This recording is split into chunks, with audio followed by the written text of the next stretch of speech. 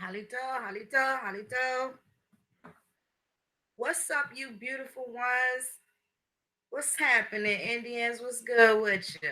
What it look like? What it look like? How y'all doing? Peace to everybody in the chat.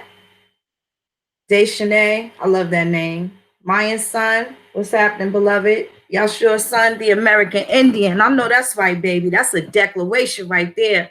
Corey Slee, Sister Davida, I'm so happy for you. Kicking that habit, boo. You did it, baby. I'm so excited for you. Yolanda Sanders, Miss Sandy Red, Michi Butterfly, what's up, beloved? Empress Hobart, how you doing, baby? Juan Dade, what's up, good brother? I ain't talked to you in so long. I hope all is well. Eric, what's happening, baby? Thank you so much, Sandy. It's actually Tuesday. I don't know why it said today, but there was like a joke between something with my parents, and I guess my mother thought she actively went into labor today, but my sister and I were born April 2nd. But I thank y'all so much. I thank y'all so much. Peregrine Hawk Striker, what's up, beloved? It's so good to see y'all. What's up, Red Tail Hawk? Adara Sila Halito, Copper Girl Asia. Lorenzo, you need to call me. What's up, good brother? How are you? I love you too, Davita. I love you too. Straight like that. Goops Maverick, what's up, baby? Rodriguez Perry, how are you? What's up, y'all beautiful ones? Copper Hot Step. Beloved sister, we got to link up soon. We got to link up, beloved. Julian Love, peace and love. Peace and love. Detailer, that's my guy. What's happening right there, good brother? How's everything? How's the family? Give the wife my love. Those beautiful children. I saw y'all chilling at the powwow. So dope. Y'all such a beautiful family. Oh, Cliff Tiff. What's up, baby? So I just wanted to add on a little more to what I was talking about. I'm going to go to the Department of Justice's website. And this is why I'm telling y'all, we got to stop looking for people to lead us and learn how to lead ourselves. Hopefully, some of this information y'all will be able to retain. Don't expect to know everything. And this is what I'm going to tell y'all, because I know some of y'all still getting stuck in your ancestry. And this is what I'm going to tell you. I don't care what roadblock you hit, if in fact you have hit one. What I want you to pay attention to is if you find an African, then we're going to worry about the next step. Do not worry about looking for a paper that says that you're Indian. Don't get sidetracked by that. Don't get sidetracked by that. And this is something really serious, because I see people just getting discouraged, and it look like they heading on over to ADOS, to Black African American land, which, if that's really what their genealogy or their ancestry is, there's nothing wrong with that. I want people to know there's nothing wrong with that. Don't think that it was such a bad thing that, I found these fucking Europeans and stuff like that, and I didn't find no Africans. And then some people are upset because they find the Europeans or whatever, and whatever reason, look for a paper that say African, okay? And I don't mean anything from the 1900s, anything from 1900 forward. Don't pay that shit no mind, especially during the Walter Plecker administration. So you got, and that would have been prior to World War I, if I'm not mistaken. So somewhere between look, put it this way: anytime after them mofo's established, finally, because it took them a long time, finally established Oklahoma as Indian territory before Oklahoma statehood, which happened in 1907. Don't pay no attention to that. You can't trust it. But the letters and the documents in antiquity that you find, I'm gonna just tell y'all this much. Even if you can't, if my grandfathers and them wasn't in the goddamn Revolutionary War, if my grandmother Nancy Ward, if she didn't have the land and wasn't supplying them, I don't think she'd be documented too. So I don't want y'all to think my Indian bigger than y'all's, because that ain't the case. Because what they're not going to be able to do is prove that you're not. So for all, intensive purposes, at this point, I'm encouraging you, try and find some shit that say you something else. Other than that, I'm telling y'all right now, don't trip. I'm telling y'all right now, don't trip. Y'all gotta excuse me. I'm sorry.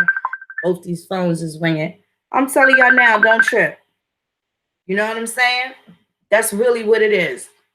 So, what's up, Peaches? Yep, from Ireland too, baby. Keith Terry, you are not stuck if you were back in 1800.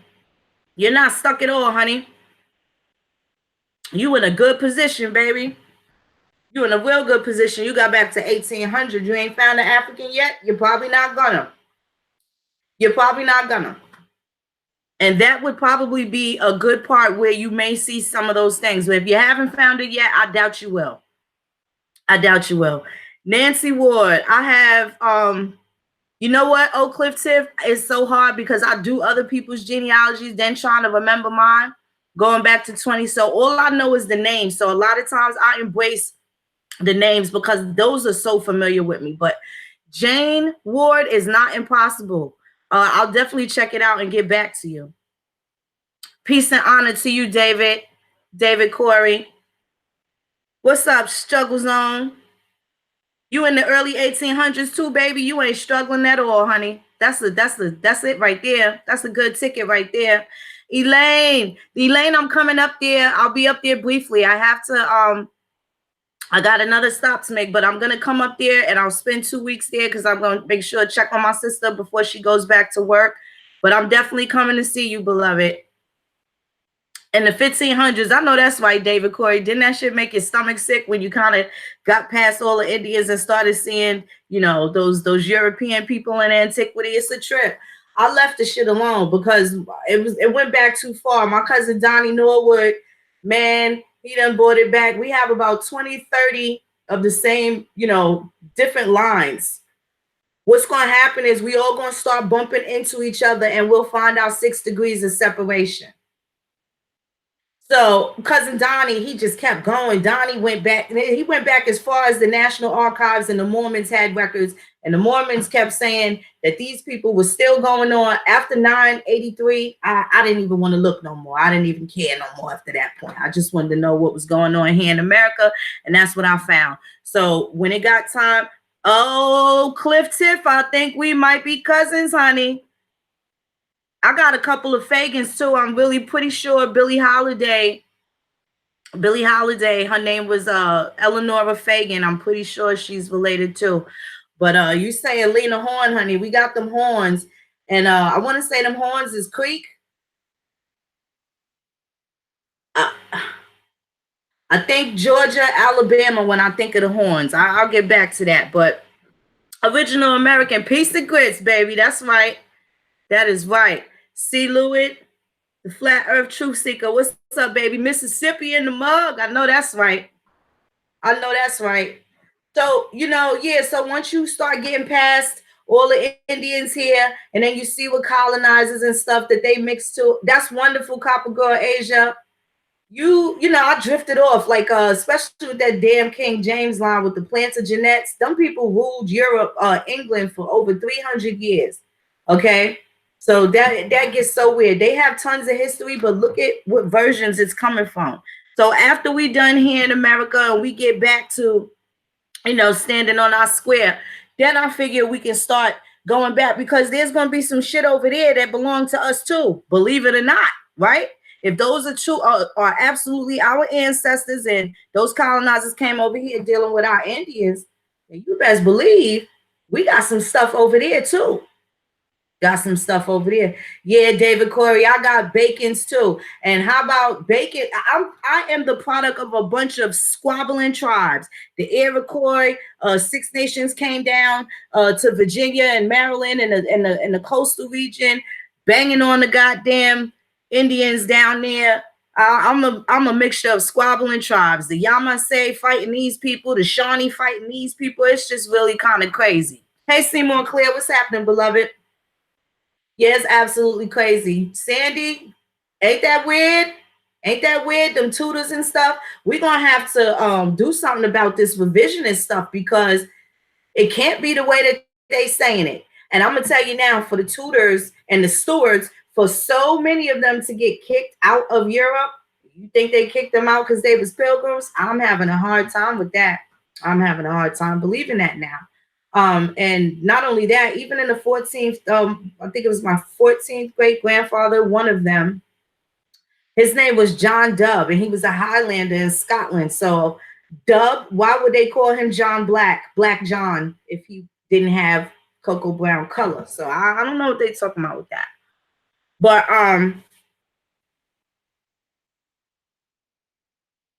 no peaches, I can't say that I have. I can't say Smith, Harris, Pilgrim, definitely Harris, definitely Smith. The name Pilgrim sound familiar. The name Pilgrim sounds very familiar. But I know definitely Harris, Katabas, and Shawab. Sapani. Yeah. Yeah, that's a fact. So, I wanted to piggyback off of what I was doing yesterday when I was showing y'all how to reserve your rights. And I want to just go to, let me do a screen share. I want to go to the Department of Justice, just so you know this ain't my damn opinion. And I want everything to make sense to y'all. Don't think y'all can't call me out like I know everything, because I damn don't. I don't. If y'all find something, straighten it out with me. Let me know, okay? I smoke a lot of reefer, so sometimes my ass be double talking. I'll be having 5 conversations at once and all that too, So let me show y'all what the Department of Justice says. And this is in particular of particular concern to our folks. Now, this is the U.S. Department of Justice regarding deprivation of rights under color of law. And this is what I was speaking about in regards to the Civil Rights Act and stuff like that. Give me 1 second. Close that down. Okay, so here we go. Let me blow this up. Drop a 1 in the chat if y'all can see this.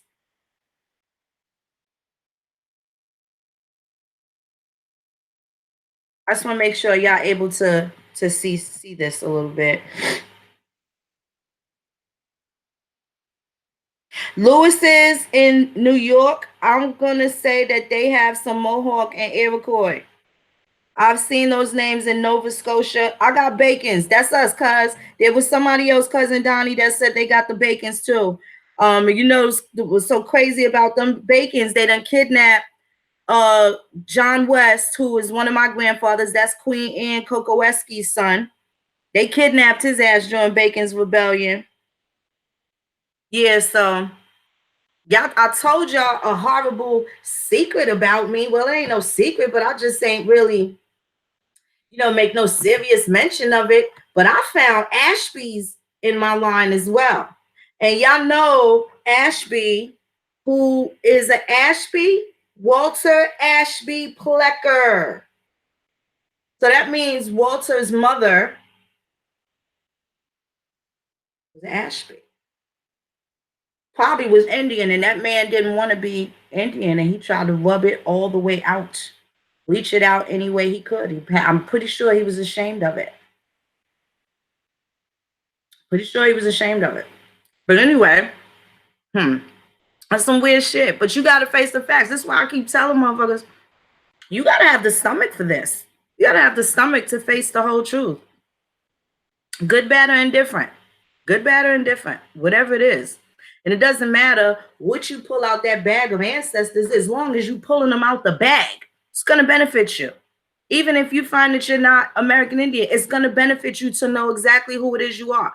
So in that instance, I'm still going to encourage you to go as far back in America as you can and don't fucking stop. And make sure your children know. They're updating new records. Keep in mind, there's still billions and billions of records that have not even been updated. If y'all see little subtle ads, looking for people to work, to scan the documents and stuff, apply for those jobs. Apply for those jobs. You need to be in those positions to be a watchdog and make sure these people ain't hating on our shit. For real. So let me get to this Department of Justice right here, where it talks about very specific. Section 2, deprivation of rights under color of law. Section 242, Title 18, makes it a crime for a person acting under color of any law, to willfully deprive a person of a right or privilege protected by the Constitution or laws of the United States. For the purpose of Section 242, acts under color of law include acts not only done by federal, state, or local officials within their lawful authority, but also acts done beyond the bounds of that official's lawful authority. If the acts are done while the official is purporting to or pretending to, remember when I said them niggas go on the highway in disguise? Pretending, pretending to act in the performance of his or her official duties. Persons acting under color of law within the meaning of this statute include police officers, prison guards, and other law enforcement officials, as well as judges, care providers in public health facilities, and others who are acting as public officials. It is not necessary that the crime be motivated by animus toward the race, color, religion, sex, handicap, familial status, or national origin of the victim. Let me just pull up that word. Animus, the root of it, animosity. So that means some sort of disdain or discord. Let's get that word up. So everybody's clear. Hostility or ill feeling. See? It's the root of animosity. So even if you see a variation of this word in the Latin term, it's always going to pretty much mean the same thing. So I'm going to go back because I just wanted to show y'all what that word animus means that was here. And I'm going to drop this in the chat also. Give me 1 second. Let me drop that. Let me drop that in the chat. Let me drop that in the chat. This is the U.S. Department of Justice. So, that the crime be motivated by animus toward the race, color, religion, sex, handicap, familial status, or national origin of the victim. The offense is punishable by a range of imprisonment up to the term of life, up to a lifetime or death penalty, depending upon the circumstances of the crime and the resulting injury, if any. Now, you do know an injury does not necessarily have to be physical. We have been emotionally abused and emotionally injured.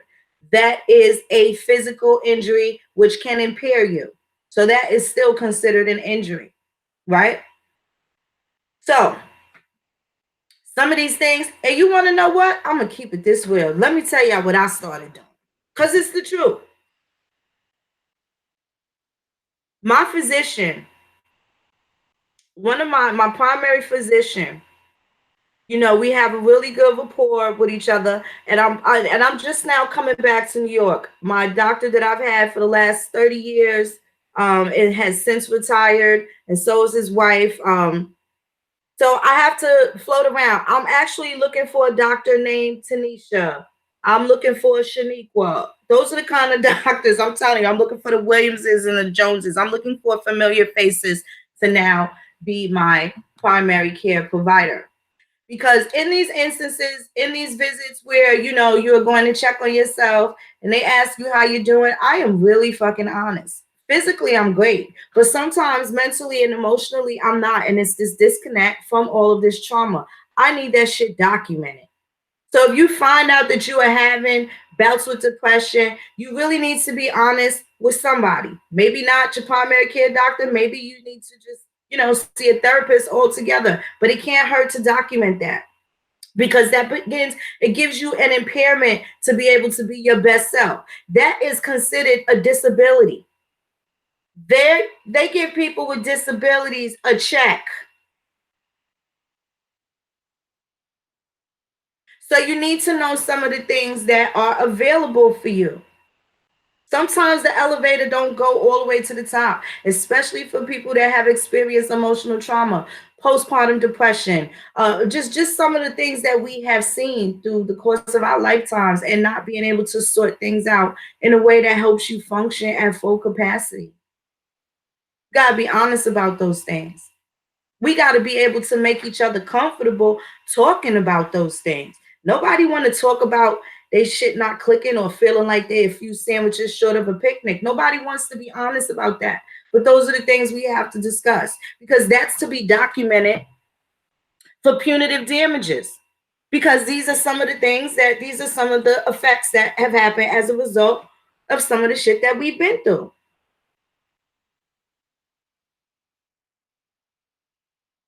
So, you got to make sure that you're able to express yourself in a way. Oh wow. So you're able to express yourself in a way where this shit don't weigh so heavy down on you. It's not supposed to be heavy. And once you start getting these immediate oppressors out the way, that shit lightens up the load. Then you start working on the children. Then once the children start showing you that they are listening, that if you can't work on your family and you got minor children, you're still in charge of what it is that they see, they hear, they view. A lot of that. Work on them. For the ones that say they family is acting funny, you know what? Don't if you feel like they kick you when you're down, don't go around them unless your ass feel like getting kicked. Some people like getting kicked. But if it's balance and stuff that you need to be around that. And I'm pretty sure the universe will give that to you, even if they're not blood related. That's the beautiful thing. There's so many people that you are so safe around and so comfortable around that are not blood related to you, but they show you more love than the actual people that can give you a kidney if you need it. I know that's messed up. And I know that even plays, tricks on the mind. But at the end of the day, it may not be the car that you want, but you still didn't have to walk alone. You had a ride. So you got to be thankful and show some gratitude for some of the things that you do have. Don't look at the things that you don't have. Be grateful for the things that you do. Um, I always heard there was a toast that someone made, our best man made at our wedding, and it said, may you two have all that you want and want all that you have. May you have all that you want and may you want all that you have. That's some deep shit. Cause sometimes you get all the spoils and stuff like that. You don't want the shit no more. If you got every pair of Jordans, nigga, you ain't caring about one more. You don't care if these laces is tied. It's a lot of shit you're not gonna care about because you feel like you got everything and become wasteful. May you have all you want, but may you want all that you have.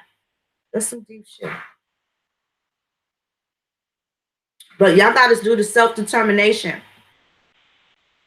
Nobody gonna do it for you. Let me go to what self determination is, just so y'all could get an idea of it. Just so. Let's see. Okay.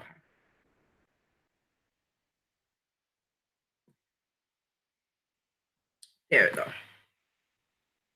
Self determination. Let's just get some general stuff going on so we can see what it is. Okay, this is what the dictionary says about it. This is the Google dictionary. Self determination, the process by which a country determines its own statehood and forms its own allegiance and government. The process by which a person controls their own life. Let's go down and see what this says. This is an important one. And dictionary.com is a little iffy, wishy washy, but this is actually on point right here. Self determination, determination by oneself or itself without outside influence. So, you making a declaration saying that you are not Black, you are not African American, is a declaration, a determination by your own self that you have made. Number two, freedom to live as one chooses or to act or decide without consulting another or others. You don't owe the pan frieds a motherfucking thing. You don't owe these pilgrims no explanation as to who you are. This is against the law for them to be asking you those questions. So in your mind, you got to stop thinking that they got something over you. The determining by the people of the form, their government, shall have, without reference to the wishes of any other nation, especially by people of a territory or former colony.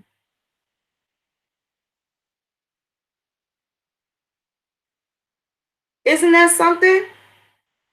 So simple, and we missed it. We allowed them. Now, this is without outside influence. Well, they have denied us self determination by putting all of this Pan Africa black, black, blackity, black, black, black, blackity, black, black, blackity, black. You're black, you're this, you're that.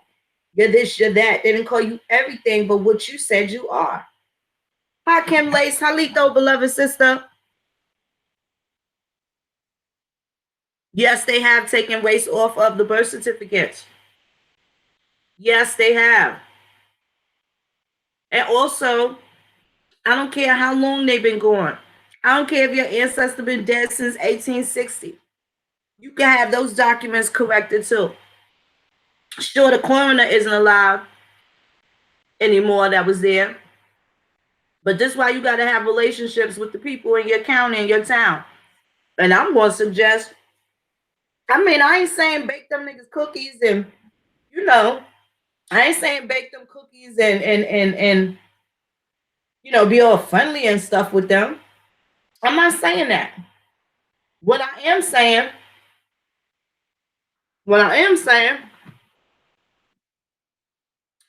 oh my gosh, severely depressed. I'm looking at your comment, G Major.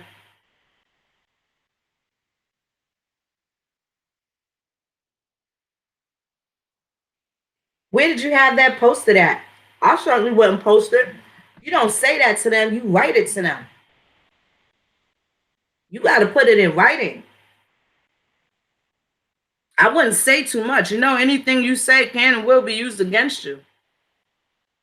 And you got to know when to say, when that is supposed to come out your mouth. So you always got to kind of remember, just look how that dude Jesus would talk to the Pharisees. Never gave a straight answer. Never gave a straight answer. But he answered enough to where they really wasn't supposed to lock that man up. You see what I'm saying? Of course, he didn't have no civil rights in that book. He ain't had all that power he did have, or they say he had either, because in the book, at the end of the book, he fucking died. I don't care about that comeback shit. Because we know there's no physical way that happens. Especially after they fucked his body up. It's different when they talk about civil death regarding the straw and stuff like that. Yeah, you could be born again if you go and grab a hold of your straw because they already declared you dead. In that instance, yes, you can be born again. And technically, that's technically what the shit means in the first place. But your dialogue can also get you jammed up. And if that's what they locked you up for, you're supposed to be going to the attorney general, up the chain of command. Stop by your coroner's office. You ain't even got to stop by that motherfucker. Start sending these people letters with your little complaints. Act naive. Ask them little questions and stuff. Like, now, you know, I've been calling Social Security and I can't really get to nobody live. And then once I do, they put me on hold to make sure I don't speak to nobody. I'll be on hold forever. No, damn well ain't nobody coming back. They'll leave me on hold until their shift is over. But I've been posing this question. Why is it that on the back of this card it tells me don't use this number, but you're always asking me for this number? Everybody asks for this number. Why are they asking for this number? What does this number do for me? And if it doesn't do anything for me, tell me what it does for you. Since I'm not required to give this number out, somebody's lying. Somebody is fucking trying to confuse me. And I just want to make sure that I don't get it wrong. I don't want to break the law, but I think somebody else is breaking the law by having me put down this Social Security number when clearly it says don't. Right? Let's get some more self-determination. And this is the least likely motherfucker should be in, which is Wiki. The right of a people to self-determination is a cardinal principle in modern international law, commonly regarded as just Kogan's rule. Might want to look that word up. I ain't going that far into it right now. I just want y'all to get an idea of what self-determination is, and that is determination of yourself. No one can do it for you. No one can do it for you. And for G Major, the brother that said that they did all of that to him, there had to be something else going on, because that is usually when you see a different look on them pilgrims' face that they ain't never seen before. See, one thing for sure, two things for certain. If you're mixing ideologies and stuff like that, they are trained. And I'm going to tell you who they can't stand the most. They cannot stand that fucking Moorish shit. They can't stand it, especially if they don't think they related to you. Some sort of way, right? They don't have to respect you like an Indian if you going in there talking that Moorish shit, right? Excuse me. When you have them people in Acoma County, and in Virginia and North Carolina where they were writing, everybody's pretty much familiar with Sybil. Everybody's familiar with Sybil in Virginia, where several occasions they tried to enslave her, and she had to prove that she was Indian. She didn't go in there with no big old declaration and all of that. Do you know what she did? She went to court with her jury, her peers. So they couldn't form one. She went with her own folks, and you got to have that people that vouch for you, right? Wherever three or more, or two or more, perhaps, I think it is. So now you got somebody that say, hey, I know Phoenix. I know her grandmama was Indian. Her mama and daddy was Indian too. And then they needed another lady, Miss Nancy up the block, to say the same thing. Oh, no, no, no. I knew Phoenix grandma. Phoenix grandma was, right? They tell you, you need somebody to vouch for you. Just how you have to have three witnesses. Halito, Jaguar, what's happening? Yo, Soup Bone, keep it down in there. You hear me? The moderators, you can stay, but you definitely got to be respectful. This ain't your area, baby, especially if you ain't got no scholarship. I'm still waiting on you to show me where your area is at, well, of activities where you telling your beautiful African women not to install American Indians weave or practice their cornrows. I'm waiting for that. I ain't forget. So anyway, you know, you gotta make sure that you coming in there straight. And they lying if they telling you you got to have all of these documents, that SF 181. Leave all that farming shit alone. These niggas is lying. I'm telling y'all right now, they lying. I'm telling y'all right now, they lying. So don't be afraid to put down who it is that you are. Self-determination. Can nobody tell you who you are? Nobody has the right to. And that's just the end of that. And technically, you know, as a collective, you could kind of start suing these organizations and these groups for trying to tell you that you're not who you're not. You can actually sue them. That is borderline hate crime. First of all, it's harassment. Aboriginal Gem Finder, Halito, Copper Chucker, what's happening? Leon Love, what's up, baby? Wayne Storm, what's happening, sister? So you can start slapping these people with these goddamn suits. What's up, Copper Cape Fear? That's a deep name, brother. That's a deep name. You got folks from Roanoke too? So-called Lost Island of Roanoke. They wasn't lost if they found all them damn Indians over there. They killed me with that. They killed me with that. But I see y'all was dropping them years, them dates. Y'all got back really far. Peace and love, Jaguar. Y'all got back really far. I'm really proud of y'all. I'm happy for y'all too. That shit's got to be a good feeling.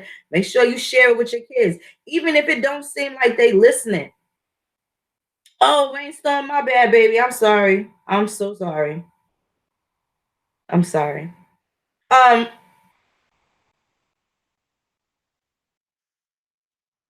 Super, I don't got you on nothing. I'm not sitting there with the wrench. And if my moderators think that you're getting out of line, then I'm sure they did time you out.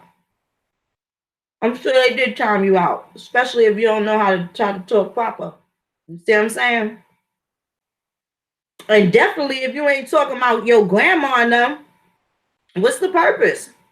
What's the purpose? You ain't got nothing going on over here, baby. It's Indians country, you know? But anywho, you can't be letting people tell you who you are. So for the ones you got back to the 1800s or the late 1700s and you ain't seen an African yet, well then you pretty much know.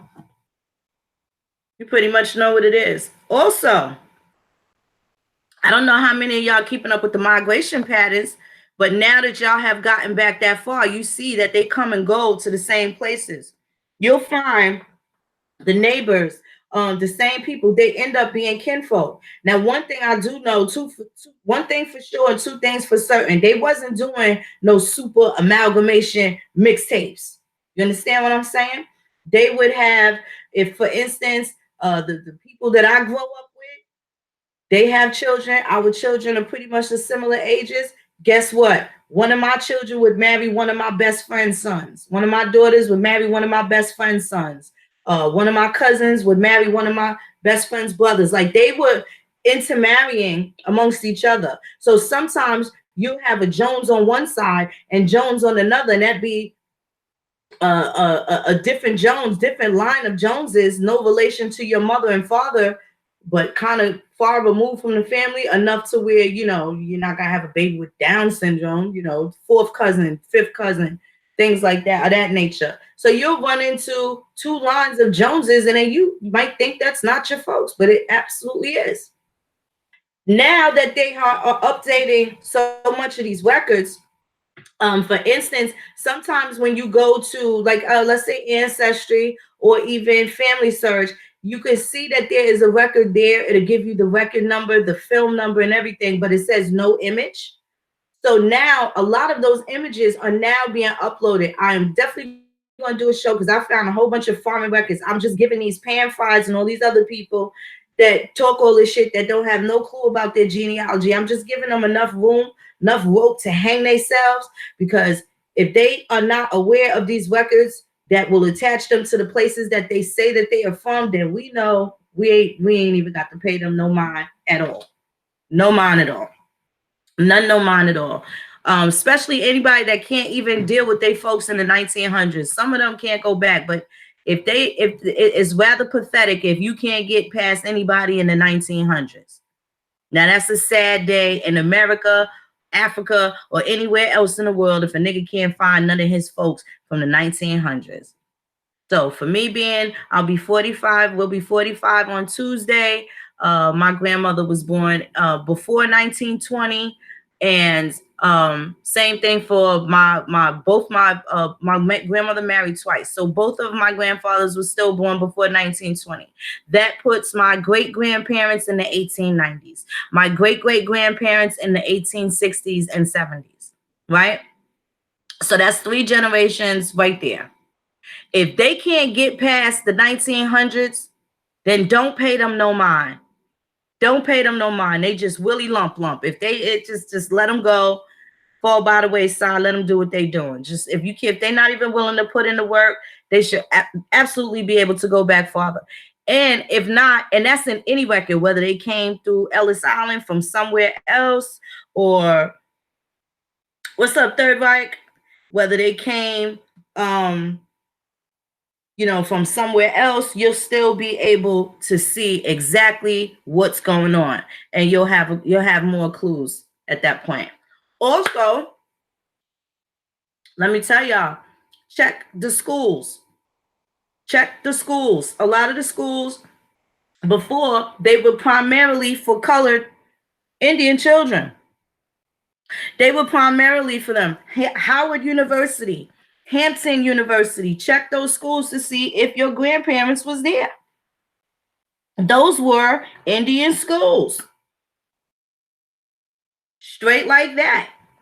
And also it'll tell you a lot of the enrollment. I'll probably do. I did it before, but I can probably do it again for y'all, where I show y'all some of the enrolled students of these schools, and you're gonna see ancestors that you didn't see no more. Even adults were leaving Norfolk to go to Hampton University. They were leaving this particular region and they were kind of in boarding schools. They also went to the Carlisle School, Fisk University, Tuskegee Institute, all had Indians. All had Indians. Specifically, Fisk University, Pembroke University in North Carolina, all of the so-called HSBUs. And honestly, in one of my redress of grievances, in my, my formal, I have my nano things that I work on in my everyday life. Right? I have my nano things that I work on, with the estapel and making sure that they leave me alone. I just go about my business, but when they mess with me, I got something to drop on them real heavy and they're gonna leave me the fuck alone, right? So once you get those little nano things out the way, and I have a couple of people that I plan on dragging as far as I could drag it, it's not even so much about the win. It's about showing the oppressor that you done got in the cage with a panther. Right? Now you trap. And it's a psychological thing because I am completely convinced that I'm home already. So there is no trick bag fake authority figure that they can pull over me. And to be honest with you, I particularly hate it when white men try to overpower me, overtalk me, intimidate me. I go a whole nother animal. This is why I don't pay these Negroes no mind. Because when it comes down to the real oppressor, I bang hard.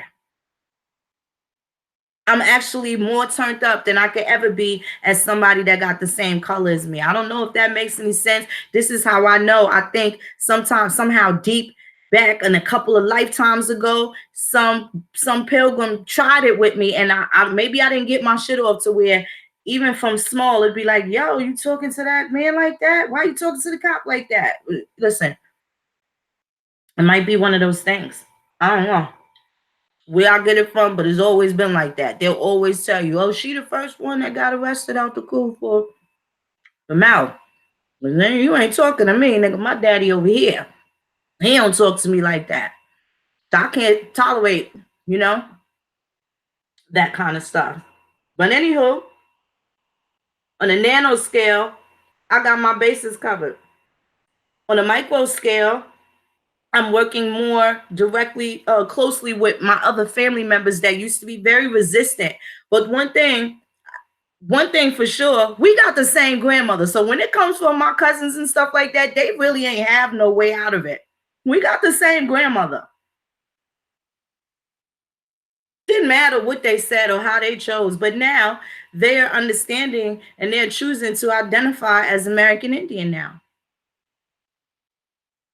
So that's what I'm working on a micro scale. Then there's the issues that I have, that my family has that they owe us on that scale. And then that's the micro, the macro, the grand scale. When we all get together and we knocking on doors like, hey, can we talk to y'all about something? Want to see y'all about something? Right? When we have that presentation. And one thing that I have that I want is to make sure you don't call these historical schools HSBUs. You're not going to reduce them to black either. And that's a fact. A lot of this shit going to change. A lot of this shit is going to change. And it has to change because it's injurious to us. So at the point where it's injurious to us, something got to give. Something has to give. We're not small changing. We ain't small timing. We don't got to be all fancy. If they give us 5, 10 cents or for every utility bill from all of these foreigners and everybody that want to be here, we're going to be super wealthy. And it's going to be transferable, right? Because this is going to be perpetual. Because whatever it is, the precedent that we set is guaranteed to go down to our progenitors. You understand what I'm saying? This is going to be put in stone to where the Indian is never put in the back seat to the foreigners anymore, including the motherfuckers that are foreigners that we got to go to make sure that they know we domestic all the way.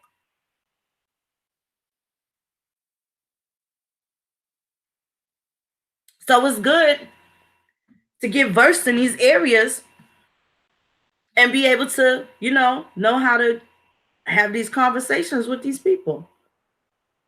If your child is entering a new school, go down there and make yourself known. Make it be known. My child don't eat pork. I always had that. My children don't eat pork. Don't be feeding them no goddamn candy. Don't give them no baked cakes and cupcakes from nobody else's house. Oh, mom, it's Jessica's birthday. Can't we just have some cupcakes? I don't know what Jessica mom kitchen look like. Hell no. Hell no. I'll tell you, you got to hold people accountable. You let them know. Not in a belligerent way. Yeah, my daughter's not coming to school on Christopher Columbus Day. Y'all celebrate that animal? He did some strange shit to our people. He did some strange shit to our people. My kids would tell them, yeah, they was raping all the women in Puerto Rico. They were so distraught that they started killing themselves. They didn't want to have foreign babies. Yeah, my kids would tell you a story like that. Remember that movie, The Addams Family? Addams Family Values, the part 2, when they sent Wednesday Addams and the other little boy, what's the little fat kid, her little brother, they sent them to the Chippewa sleepaway camp, and they had to do that presentation for Thanksgiving, and they thought they was going to be on some Happy Pilgrim stuff, and they was the rebellious Indians, and they was burning stuff on fire. You ever see that scene? And they got the so-called chocolatey Indian. His name is Jamal. And the teacher was like, the camp counselor was like, what's your name? And he said, Jamal. She's like, Jamal? Like she was having a hard time pronouncing it. And they lit the whole stage on fire. That's the story my kids going to tell. They not sitting there talking about Christopher Columbus discovered America. Da-da-da-da-da.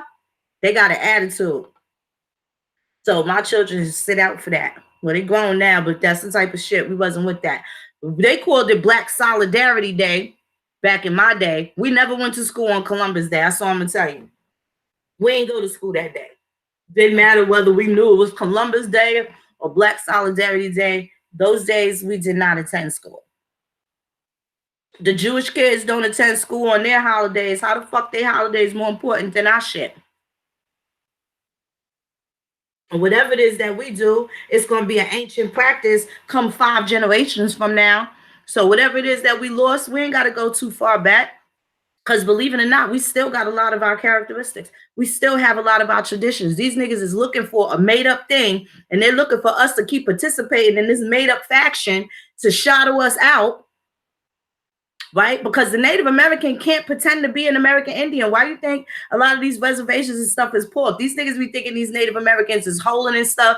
Hold up. Them casinos, the ones with casinos is backed by Asian billionaires. That is nothing that the U.S. gave them. They had to go through a gaming board and commission and all this other stuff and get permission. Their tribal name goes on the casino, but they do not own it at all. Okay? They have private investigators. Investors. So,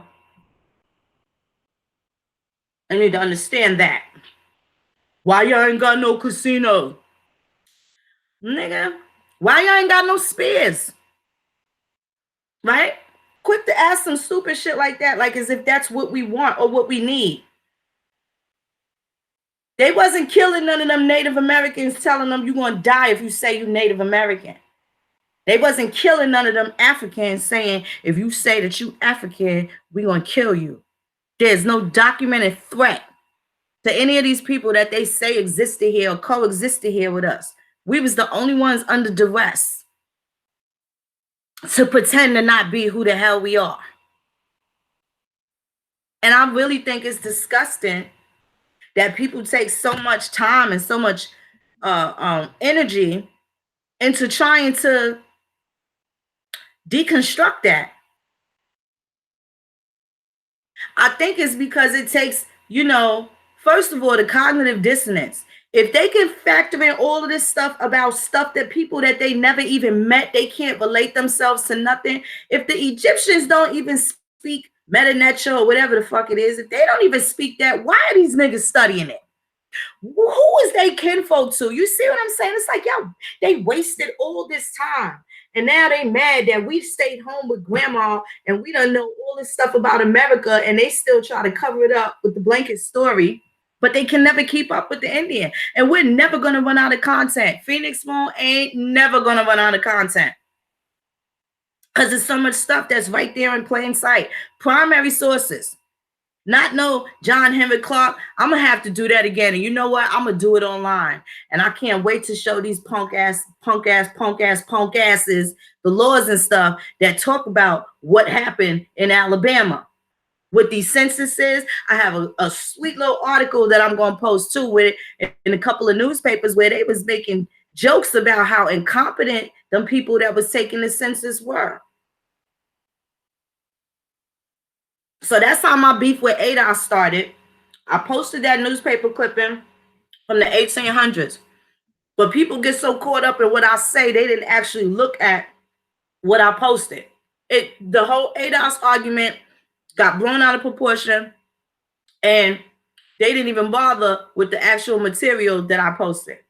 So I start the post off, and I do shit to see how people respond to shit sometimes. I'm like that too. I need to provoke thought. I ain't gonna say I'm here to make you think. I'm sitting here to provoke some goddamn thought.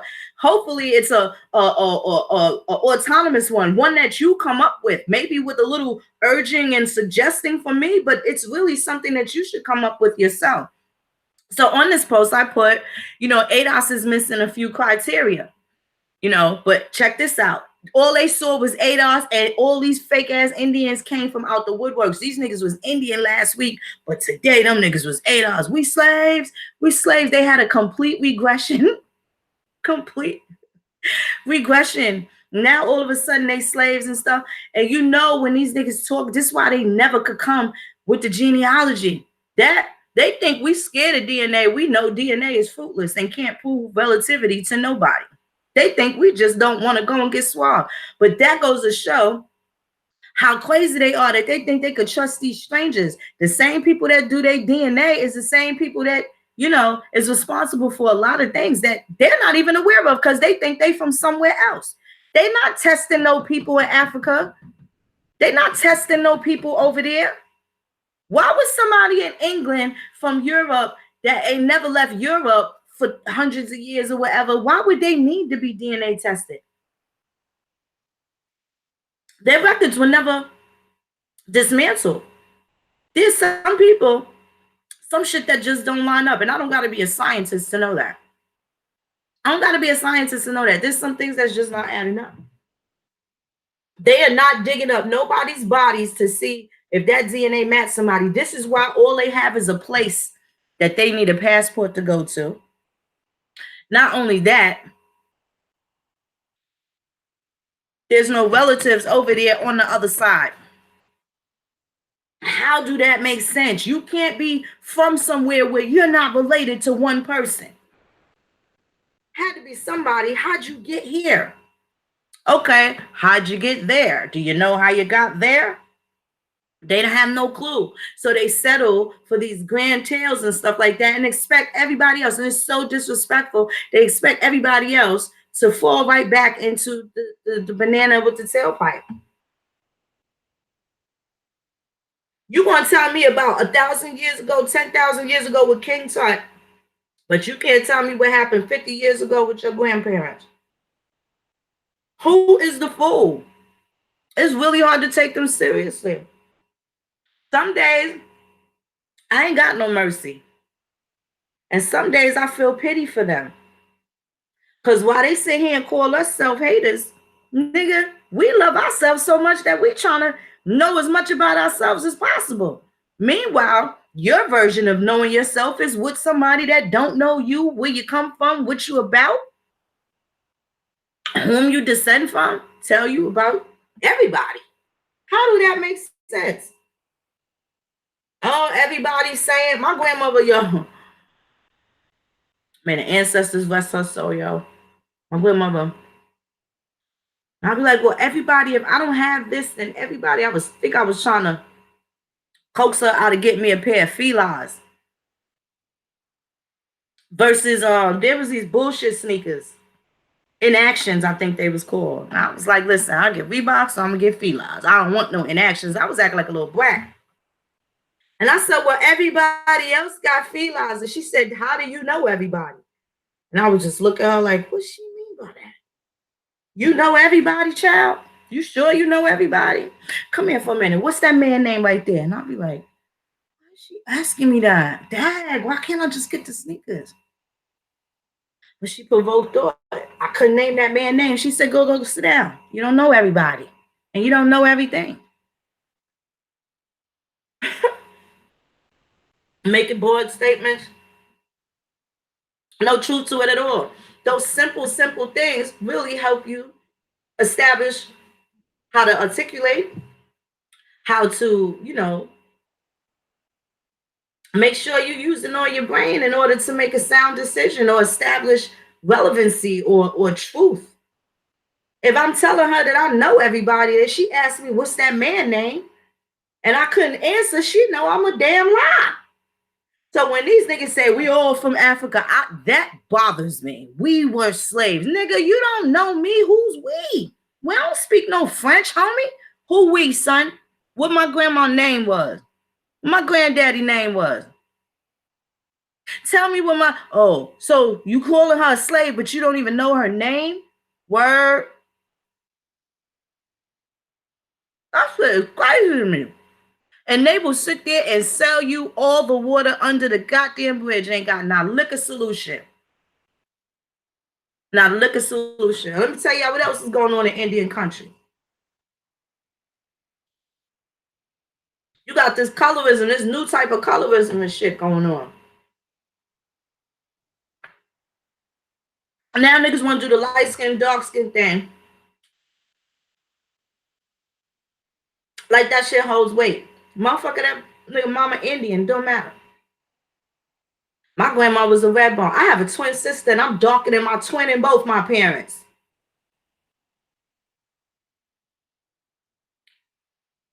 What they talking about exactly?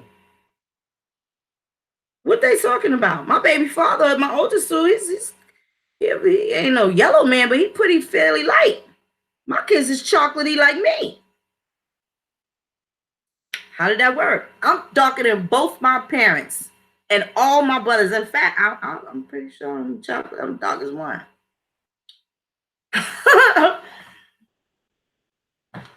Those niggas be killing me when they talk about, oh, you African, you African. I do not look like Charlize Theron. These same niggas don't speak none of those languages, and you know that is a stipulation for these people going back to Ghana. They better know that Akan language.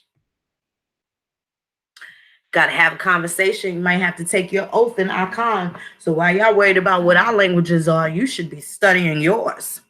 Because here in America, fortunately, our shit is English. And when you come here from your country, you got to speak English too. There's American English, and then there is European English. Not the same. Not the same. Which reminds me, let me find this little article. And it's a publication, it's a newspaper publication regarding a congressional session where they were looking to what languages they were going to put the petitions in. So, you have senators, congressmen from different areas. This one from, let's say, New Jersey saying, well, I got a lot of Swedish people here in the 5 districts that I'm in control of. Maybe we should put the petitions in Swedish. Then you got one that says, well, Cherokee is more like our language, like our mother tongue. We should put it all in Cherokee. Why would they say that? Why would they say that?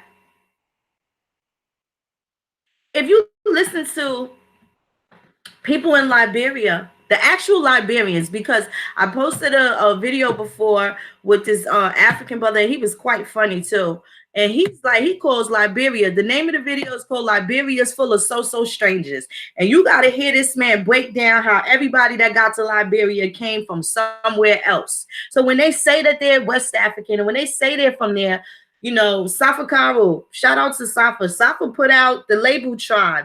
My cousin Donnie, his brother his man from his job, that's from, I think he was from Egypt or something, but he tells people how they came from here and they went there. He knew his history, and they don't call themselves African. That's also on my page. But these people now, you got at least 12 major people that they're telling people their DNA is attached to that was not there 1,000 years ago. They wasn't there 500 years ago.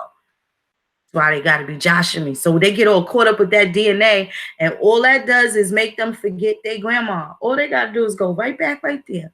20, I'm going to beat you, my sister. Thank you, sister.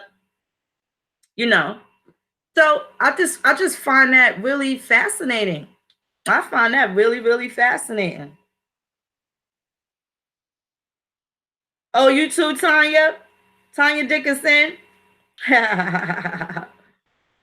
So now that you have all of these people that have migrated into these regions that were predominantly barren, this is why the Moors felt like it was so safe for them to run down into this particular interior.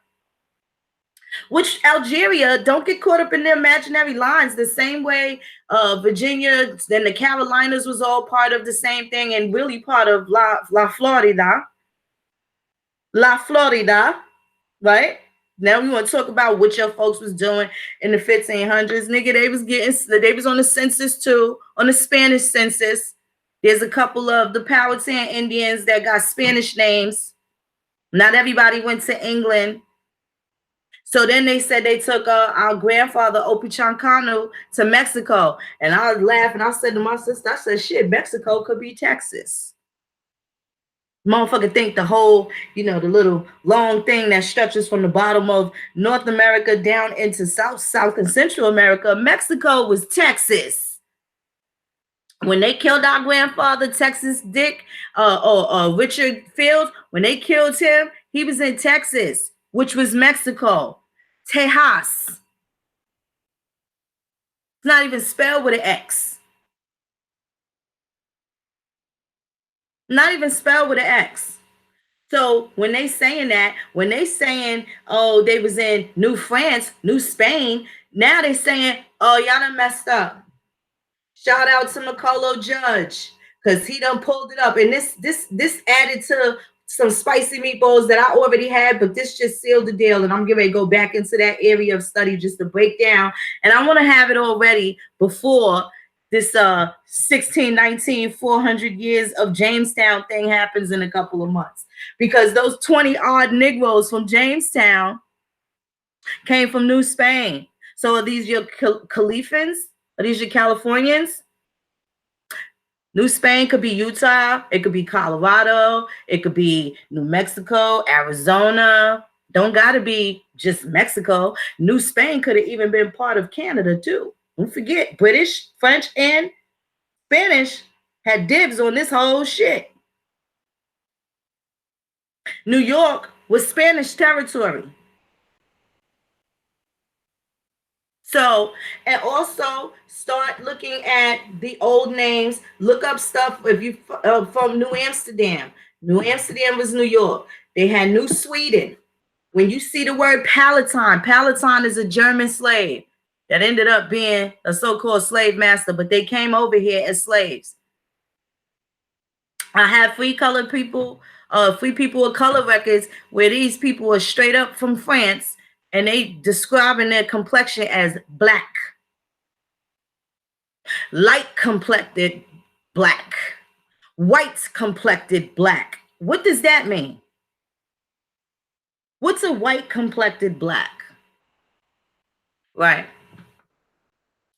So, and when they're from Africa, it says that they're from Africa too. When they're from somewhere else, and when they say it's from Africa, at that particular point in time, it didn't mean a continent. It meant Northern Africa, Algeria, Libya. They got whole slavery going on right now. Have you noticed these Pan-Africans, they're not really versed in African affairs at all.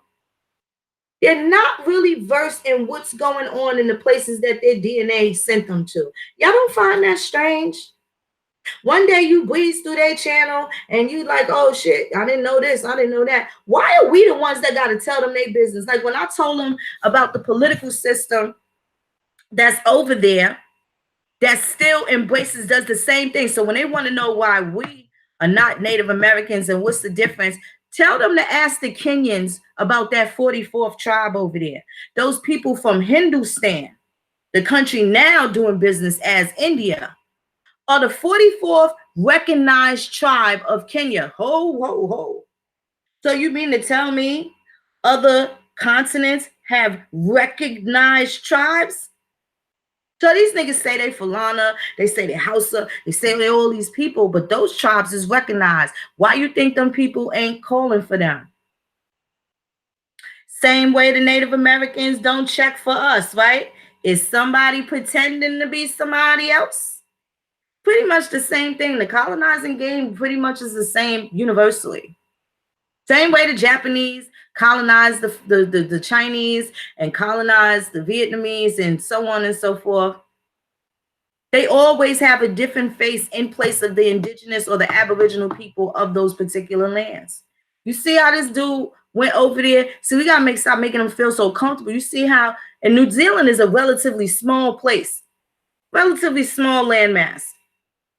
And homeboy, these pilgrims that been settled over there and really think that's their country, the same way these Europeans think that this shit their country, went over there in that mosque and blazed all them people up. You see how confident that man was? That nigga reloaded, another clip, AKs. He was playing the Confederate music. He had plenty of time to murder and go just absolutely crazy. If I could use a bit of onomatopoeia, he went over there and hit him with the wing, bam, pow, boom. And then like nonchalantly left after he done walked out from murdering all those other people. He was out in the street. Yo, this shit looked like Call of Duty. Looked like Call of Duty. But he was so confident. He didn't worry. Getting caught was the least of his worries. This how comfortable these people are in their farming lands. Peace and love, Robbie Lawson. What's up, ATF? Copper Sun. What's up, Ghost?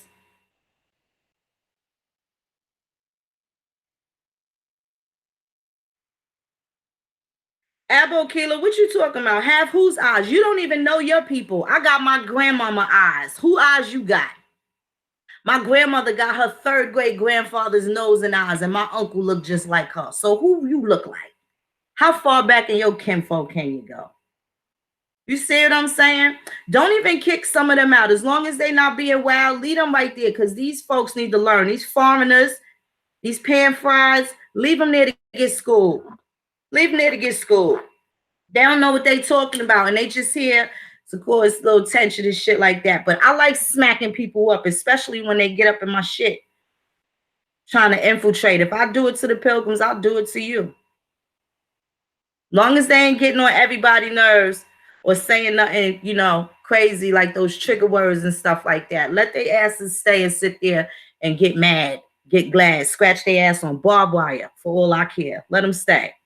They want to learn. They think they see the Indian don't got to be secret about nothing, because all this shit all of this shit is documented. This is their law. We ain't make this up. They the ones that got to worry. They have foreign ties that they still got to establish. So whatever it is they think they're going to get out of America, when they go back home, it's going to be hard as hell for them to get anything. It's going to be hard as hell for them to get anything over there. Any of those creature comforts and stuff like that. It don't look like they working on none of that. When they go into Ghana and they going over there, they going to visit. They not going to hug grandma. I can't wait to see my uncle Mumbuntu. They ain't doing none of that. They not going to see their uncle Mumbuntu or they Hakeem. It is I, Lionel. Ain't nobody greeting them like that.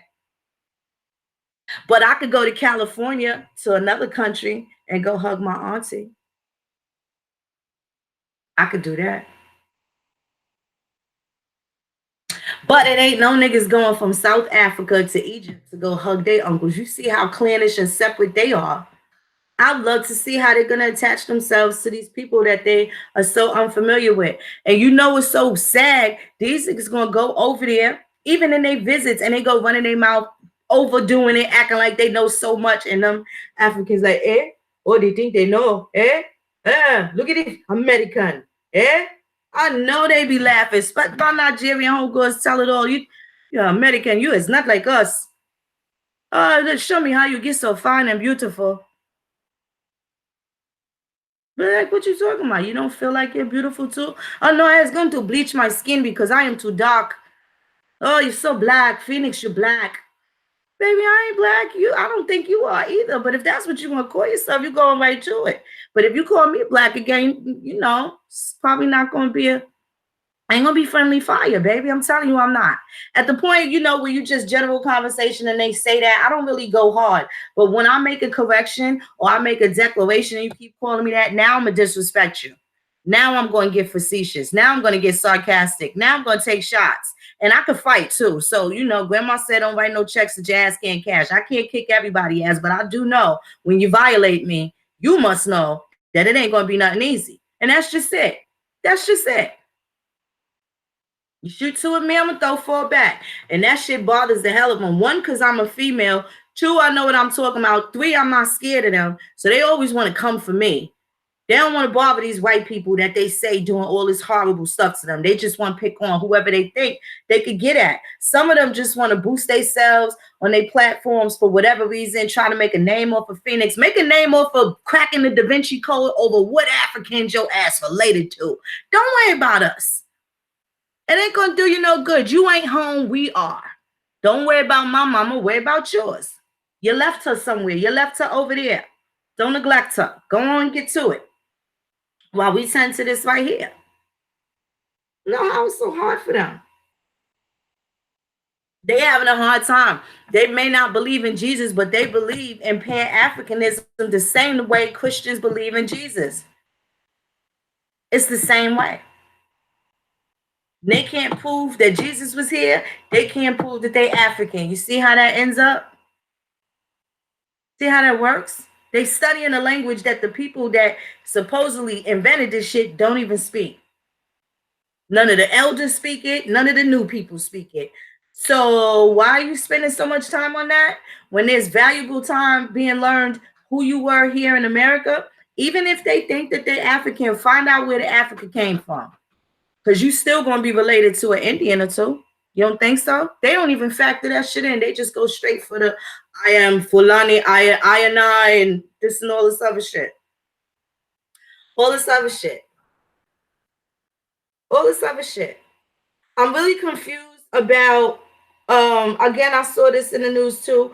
I'm concerned about our Jamaican brothers and sisters because they want to sue the crown for slavery, but not for the indentured servitude that they imposed on them after they done kicked all of the British ass and supposedly have became free, right? Because they was free for a period of time. And during this time, they migrated here and mixed in with the people that the ADOS people say they don't want no parts of. Oh, we don't like the Haitians. They want to compartmentalize and marginalize who it is exactly that can be a part of this, as if Brazilians, man, Puerto Rico was still enslaved in the 1880s. In the 1890s.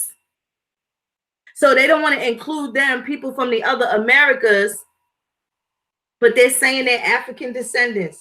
So with that being said, it was very easy for me to dissect the fact that they don't know who all of their relatives are. So they just settle for slave. They just settle for slave, and they settle for those titles. It's going to be American, African American, and Black.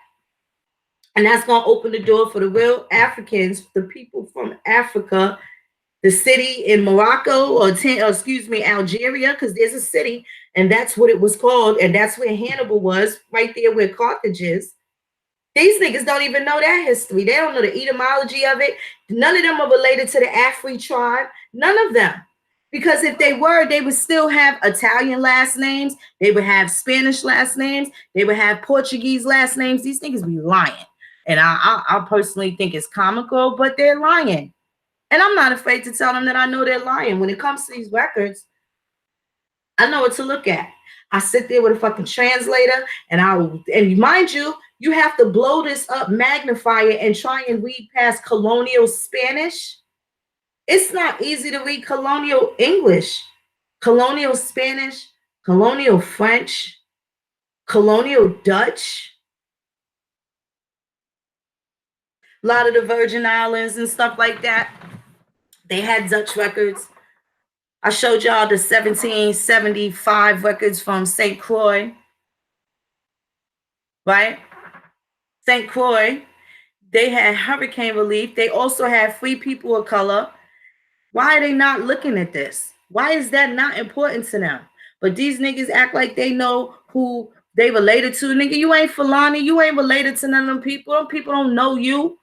You ain't no label. Because if you was, you know that they came from Iran. They came from Persia. They ain't come from Africa. So what? They lived there and been there the last 300 years. They wasn't there 500 years ago. They wasn't there 1,000 years ago. And them motherfuckers call themselves Persian. They just chilling over there. They left famine, war, for whatever reasons, but they could walk over. Before they built that Suez Canal, another thing, some of y'all peoples left. They were free, and if they fell off the whip, think about it. They had the Panama Canal, they had the Suez Canal, and they had these different jobs abroad that required our people's expertise. Okay? The railroad, the steel workers, the iron workers, those was all our trades. They was in Alabama trying to enslave people to get this iron ore out so they can make weapons to fucking hurt us. Alabama. Gold was in Georgia. They wanted to send people out west so they can hide the gold in Virginia and Georgia and North Carolina. This how you know they don't know American history. Their minds have been so far across everything else that they having a hard time fathoming all this crazy stuff went down right here in America. And then they be mad at us that we don't gotta outsource for a fascinating story. Nigga, our family's been through some fascinating stuff. Just the fact that when you get past that, damn, well, where the slaves at? Damn, we not slaves. That alone trip your mind out, because that's what you've basically been told all your life. And now you sitting here digging in these records and you like, well, where the slaves at? If you see them prior to 1865, they were not slaves. They didn't put slaves on census records. Definitely not their name. And keep in mind, there is a serious amount of people that had to. Let's say the mother that got 5 sons. This stuff is still going on right now. There's generations of sheriffs, generations of police, generations of law enforcement that are still oppressing our same people down south right now. Still oppressing our people down south right now. These niggas want to talk about we were slaves and we was that. Nigga, you still a slave.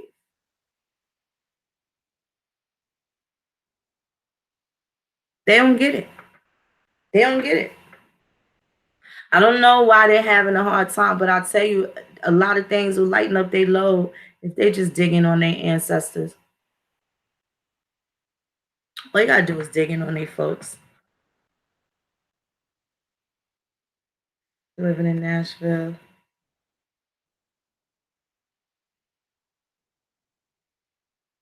Took their ass 3 hours to hand unload. Wow, that's crazy, Rainstorm. That's crazy. That's crazy. So, you know, have these conversations with these people.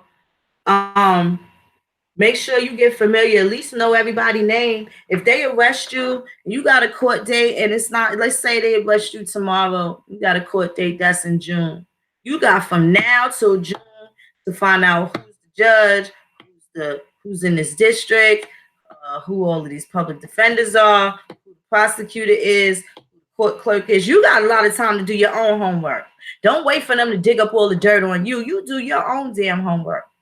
All I know is if you go in the store and you order a sandwich, they charge you. So when I get ordered, I have to charge and allow them to understand what my fee schedule is, because I'm taking time out of my life to address an issue that ain't really an issue. So who's going to pretend that there's an issue here? And that's it. It just kind of goes away. They do dumb shit like just make the shit go away. I showed y'all last summer that police stop when me and my old man got to that police stop, and I showed y'all how the cop was just like, well, the good thing is I'm not going to arrest you. You got to go home with her. The bad news is you get to leave with her. As if to say, because of the way I was talking to the police, I certainly don't talk to my man like that. Not at all. The way that I was talking to the police, they just assumed that she must be talking to him like that. Like, you can't control her. He looked at her. He looked at them like, you don't know her. But he wasn't really expecting me to go the way I went. Blowing it too. Smell like that dank music blasting. 2 in the morning on a Tuesday. I'm free. Free people could do what they want. And I made no contract with them. See, everybody else, you could pull out your license, you could shoot the shit with them all they want. But when they get on Phoenix side of the vehicle, you better know it ain't gonna end up that way. So if that makes you uncomfortable, don't ever drive me anywhere. You don't want me in your car. And you damn sure don't want to get in my shit. You don't want to. It ain't gonna work. You ain't gonna like how I handle it. It won't be the same. I won't interrupt you from doing what you think is familiar, though. You want to hand them your license and shoot the shit and what did I do? And give them that doughish look and all of that fearful and start shriveling up in your seat and all that. Dumb motherfuckers. When they pull you over, the nigga that roll the window all the way down enough to where they can. Man, I open that window so slow, them niggas can't even slide a little piece of paper. I don't play with them. I'll do stupid shit like pull up Title 25 and put that shit up to the car like, here, you read it for yourself.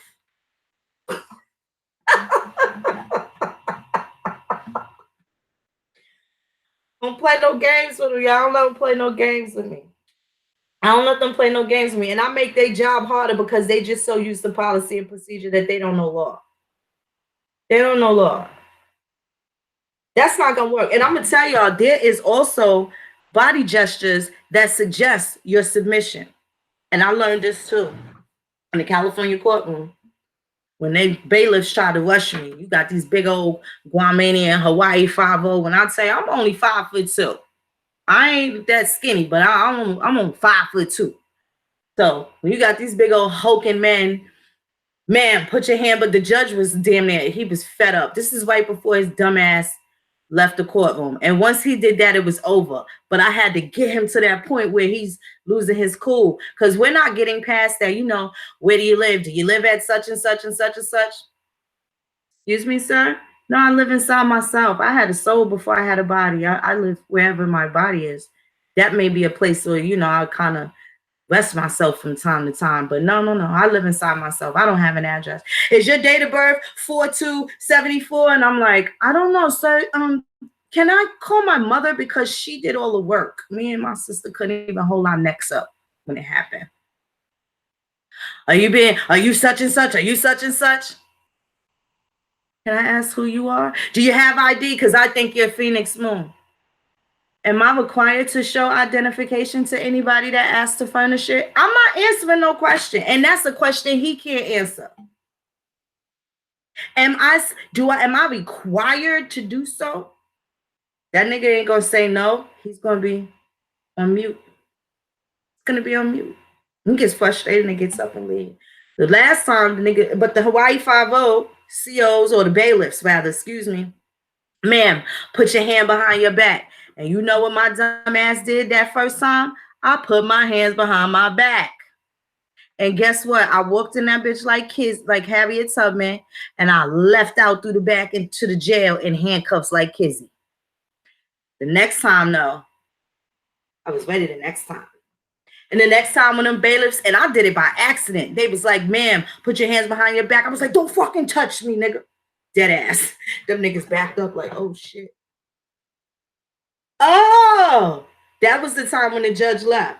Oh, so you mean if I don't do this? Because I didn't say anything. I just literally put my hands behind my back like, oh, shit, I'll figure this shit out. They can have me now. It's only a little driving without a license. Ain't nothing really going to happen to me, but I had to practice this shit and see what I need to do. So that was at the point where I was like, okay, now I know everybody's role. I know everybody's role. The judge is the banker. The accountant is the court clerk. And if I have a lawyer, then I am giving him permission to be the mouthpiece for my straw, not necessarily me. Because all he's going to do is argue codes and stuff. He's not going to talk about my civil rights. He ain't gonna talk about none of that. It's not gonna happen. Not gonna do none of that. So with those type of situations, you gotta learn for yourself who's who. Who's who? Yeah, you take your shit. That should say be the court on or before April 19th. Don't wait till the 19th. It's set on or before. So if here it is, March 28th, if you got to go to court April 19th, nigga, you need to be down there tomorrow. Putting in a rebuttal. Because 9 times out of 10, they still didn't, especially if they give you like a desk appearance ticket or, excuse me, or something like that. If that's what they're giving you, then you also have an opportunity to charge. When the judge asks you, I watched this dumb shit. Judge asked somebody, so do you want to proceed? This is in family court. And this dumb motherfucker said, nah, I don't want to proceed. She just trying to bring me here and start going in on his baby mother. But he told the judge, no, he didn't want to proceed. And I'm in the back looking at him like, dummy, you about to get slam dunk. You don't want to proceed. Proceed means sue. So that means you said no and declined. Now she's suing you for child support. Dummy. He ain't questioned nothing else. But when the judge, he was so mad, got so hot under the collar that when the judge was like, sir, you want to proceed? And he was like, nah, I don't want to proceed. I don't even want to be here. He started going into his rant.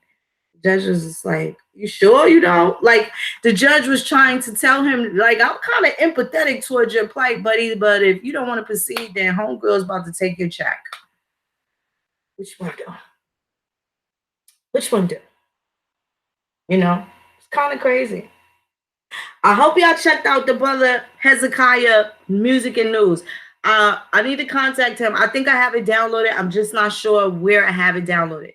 But there was something very, very interesting. Do you know now they make it unlawful for you? They say it's illegal for you to sell food stamps, right?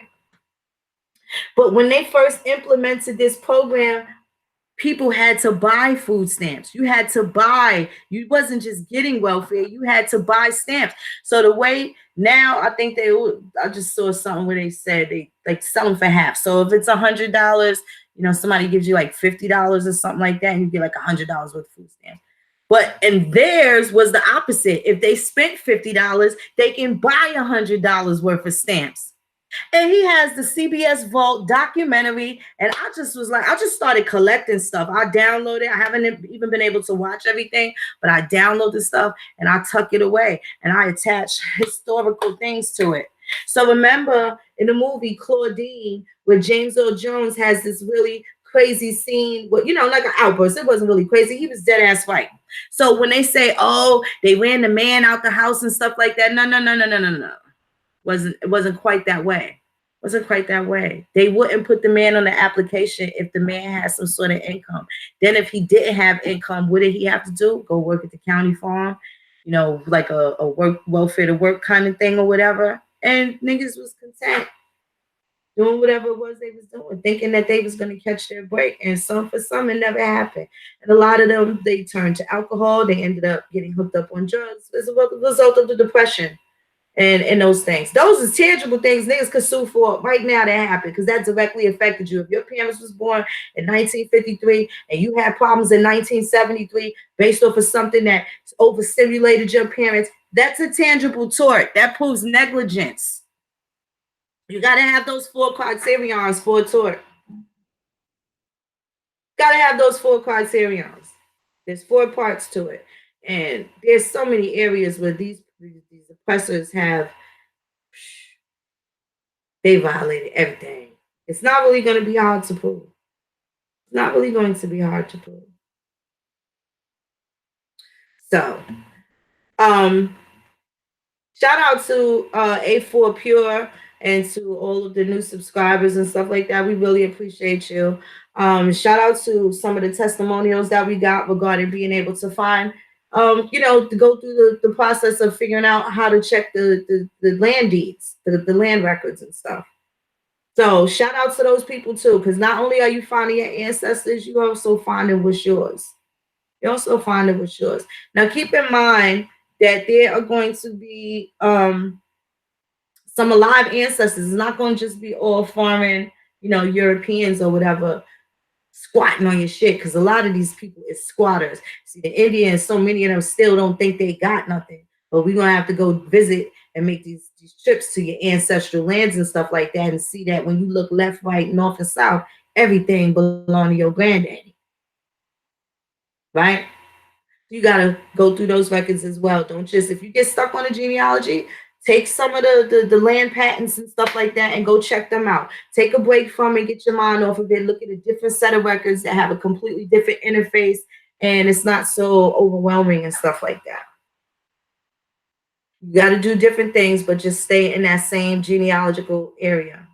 Stay in that same area. Look up the land, look up the deeds, look and see if your folks is, look up some of them treaties. If you get an idea and you're not really sure of your tribe, and you get an idea that maybe you might be around these people because coincidentally, let's say the Lumbee was here at this time, or the Tuscarora were here at this time, and they were direct proximity of where these particular people were. Look on some of the treaties, and behold, you'll see your folks. Not only will you see their Indian name, but you will also see their doing business name. So you might see Opichancano and doing business as John Allen. You didn't realize John Allen was the fucking chief, though, did you? So you're going to bump into a lot of those things. When it comes down to the men, look at the military records. They were drafted, all sorts of stuff. Look at the military records. Look and see where some of these forts were. Look and see who was at some of these forts, like Fort Christiana. Dred Scott was taken to Fort Snelling. Fort Snelling's in Minnesota. Now, Dred Scott is on the 1850 census in Halifax, North Carolina. As free, he's listed as mulatto, which is an indicator that he's American Indian or definitely of American Indian descent. And it also has him listed as insane. So it was easy. Now, I've never seen anywhere in that petition when they overturned a portion of the Dred Scott decision from Justice Taney, I've never seen where he was incompetent that didn't mention. So that's the same as, trying to get a minor to make a decision and they're not really capable of being able to do so. And that's the same thing in these situations. You don't have to always have a lawyer. You don't always have to have an attorney. You can have a next friend. You ain't never had a friend like me. Look up the word next friend. I did a presentation on that as well. And that's someone that is more versed and able to convey the message for your living person. See, the lawyer can only talk about your straw. He don't got no firsthand knowledge of you. And he don't make decisions that's necessarily in your best interest. See, sometimes people think he's ill, the lawyer's ill, or he's good because you thought you was getting 10 years and, oh, my lawyer's a beast. I only got 2 years. You wasn't even supposed to do 2 days, let alone 2 hours in the bullpen. See? So, next friend, attorney in fact. Attorney in fact. I have shown up on plenty of occasions as an attorney in fact. And in some cases, they don't really want to let me in their venue. And they'll say to one of my clients, like, don't bring her anymore. They say stupid shit like that. Like, don't bring her anymore. She asks too many questions. Right. But you let them drag the shit out. You ain't talking about no habeas corpus. You ain't talking about no corpus delicti. You're not asking none of these questions to make the process go quick. Right? You've been in there 3 months, and the 3 months then turn into 6 months, and you got all these court days, and that shit just drags everybody. It messes up. Your mama can't sleep good when you're locked up. Daddy ain't doing too good, worried about what he did wrong. Like, it just, the siblings, everything just kind of goes a little shifty and stuff once somebody goes to jail. Especially for some stuff that they didn't do. So now they have this man in Texas. I don't know. He might be getting executed in a little while. They know for sure that this man did not kill these people that he's on death row for, but they have not called off the execution. So on the page that where, I got wind of the article, I'm commenting. And I was just like, that was this morning. And I just kept saying, damn, they going to kill the brother.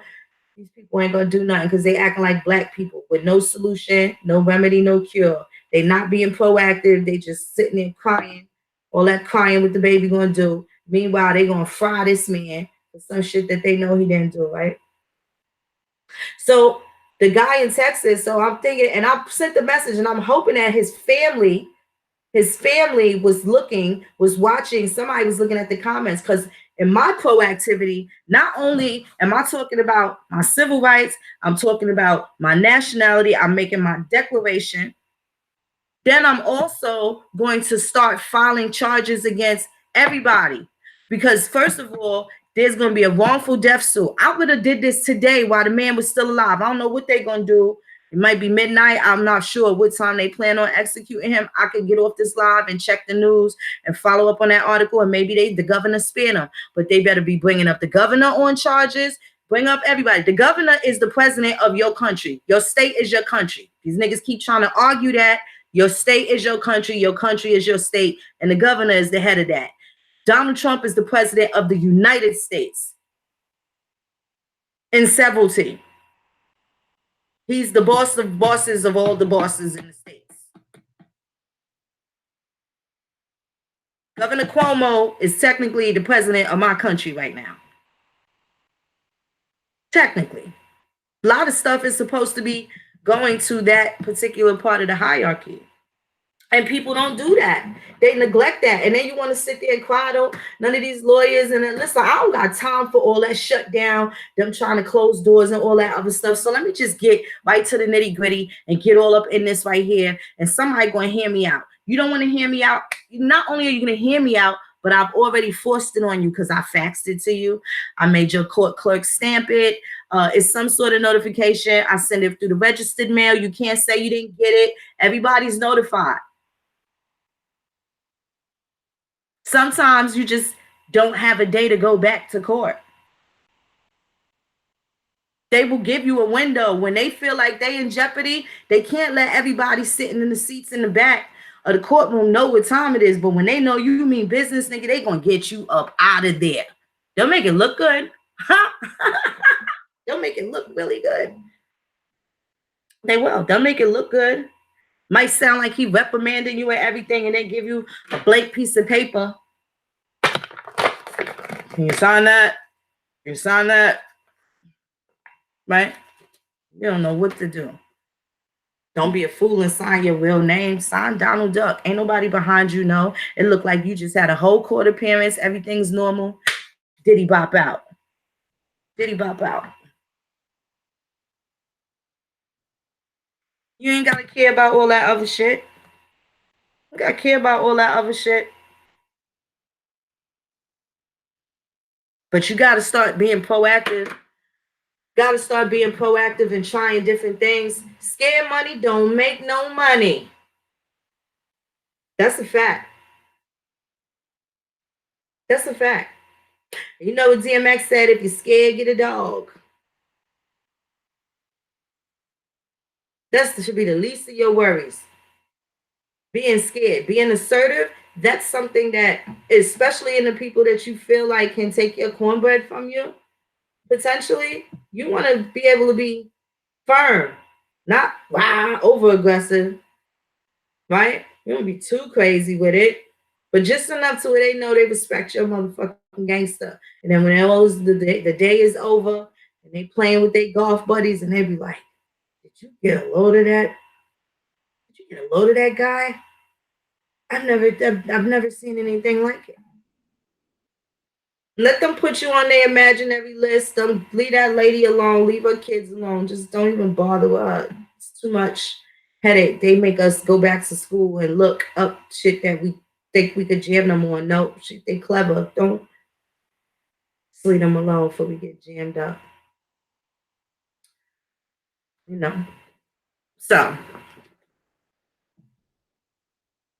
they were supposed to be getting next to the governor because the governor could actually halt the execution. They supposed to be filing. I would have filed a wrongful death suit while the dude was still alive, because they are a direct reason why this man is dying. And I'm going extra because it's premeditated murder. That's a capital offense. Now y'all motherfuckers gonna be sitting on death row. How nobody likes it when the turtle gets the gun. Now they sitting on death row. That's first degree murder. If you know this man didn't kill nobody as a prosecutor, and you're not doing everything within your power to reverse the bullshit decision that you had encouraged to happening, now never mind all of the shady, corruptive things that they've done in the interim, right? Such as even booking you, processing you, calling you black, right? Because they don't ask you, sir, what's your race when you get arrested? They don't ask you, they just assume. That's why it's your job to make sure you tell them. Make sure you tell them.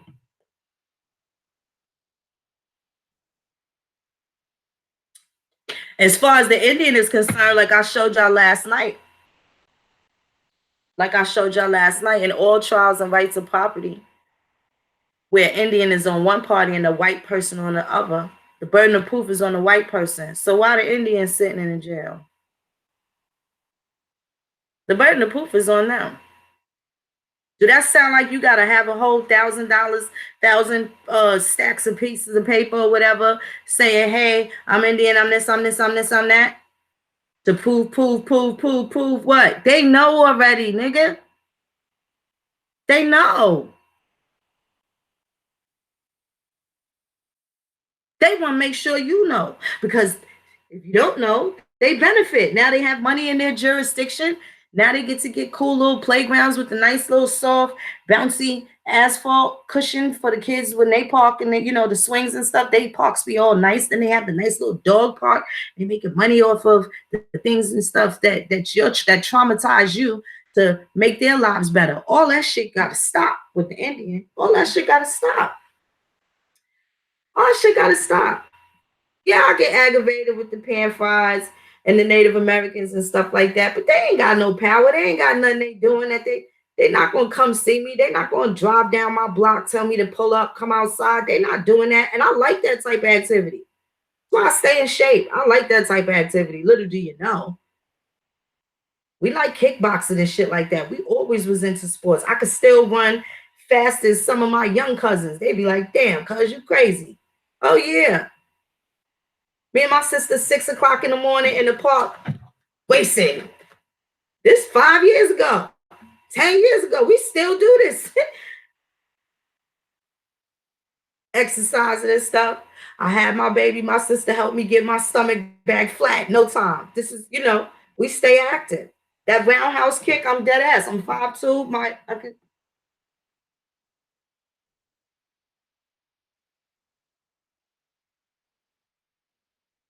Don't matter if you could do all this physical shit, but I'm just saying, ain't nobody pulling up.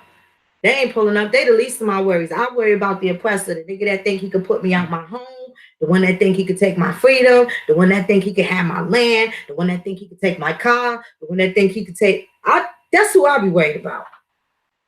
While they worry about us, we worried about the real goons. And these niggas is pretending to be Broadway bullies. They think they gonna bully us, but they getting their ass kicked in every sense of the word. Every sense of the word. They're not concerned with their affairs. They're not concerned. Look like they more concerned with what the Indian got going on, yo.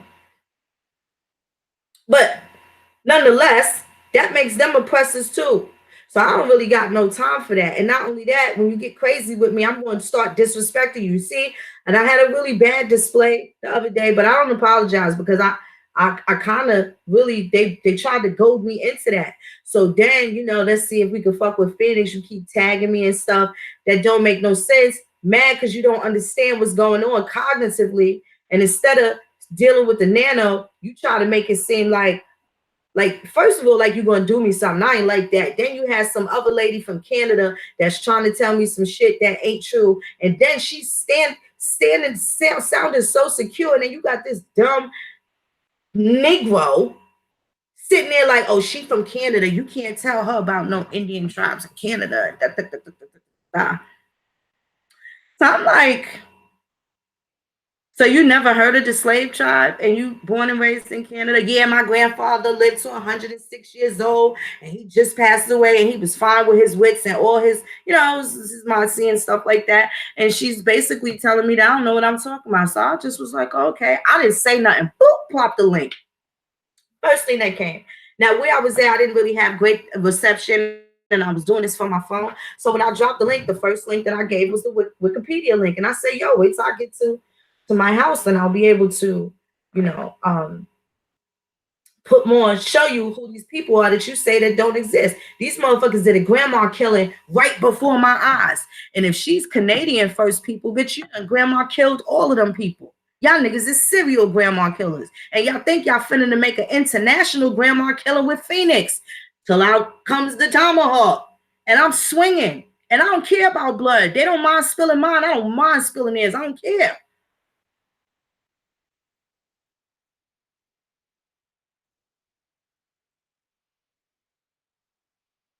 So I told that dude, and I meant that shit, like, keep that same temperature. Keep that same temperature. It's a really small world. Really small world. And sometimes, yeah, use your words carefully. Can't write no checks that your ass can't cash. Don't let your mouth write no checks that your ass can't cash.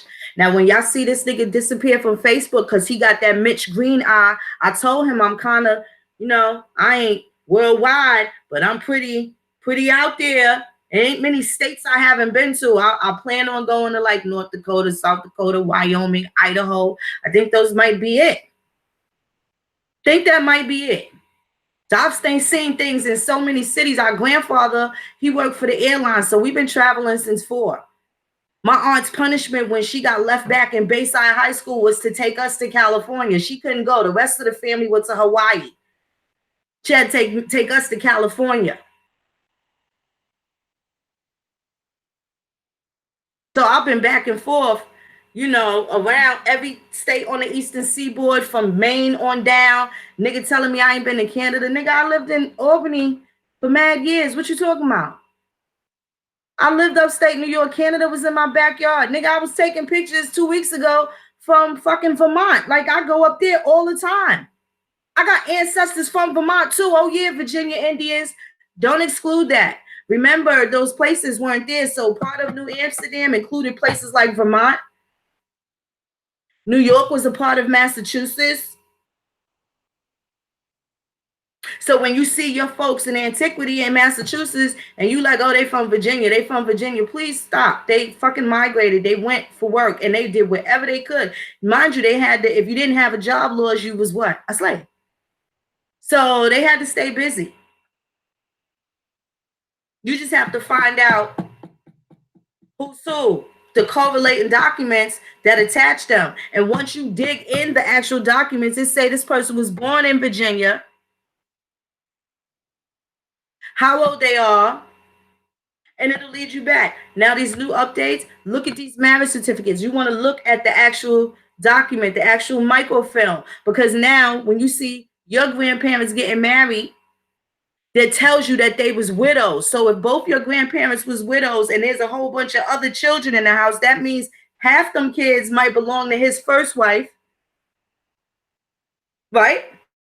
So yeah, because they have multiple marriages. Shit, Dragon Canoe, Opichankanu, these niggas had over 100 kids.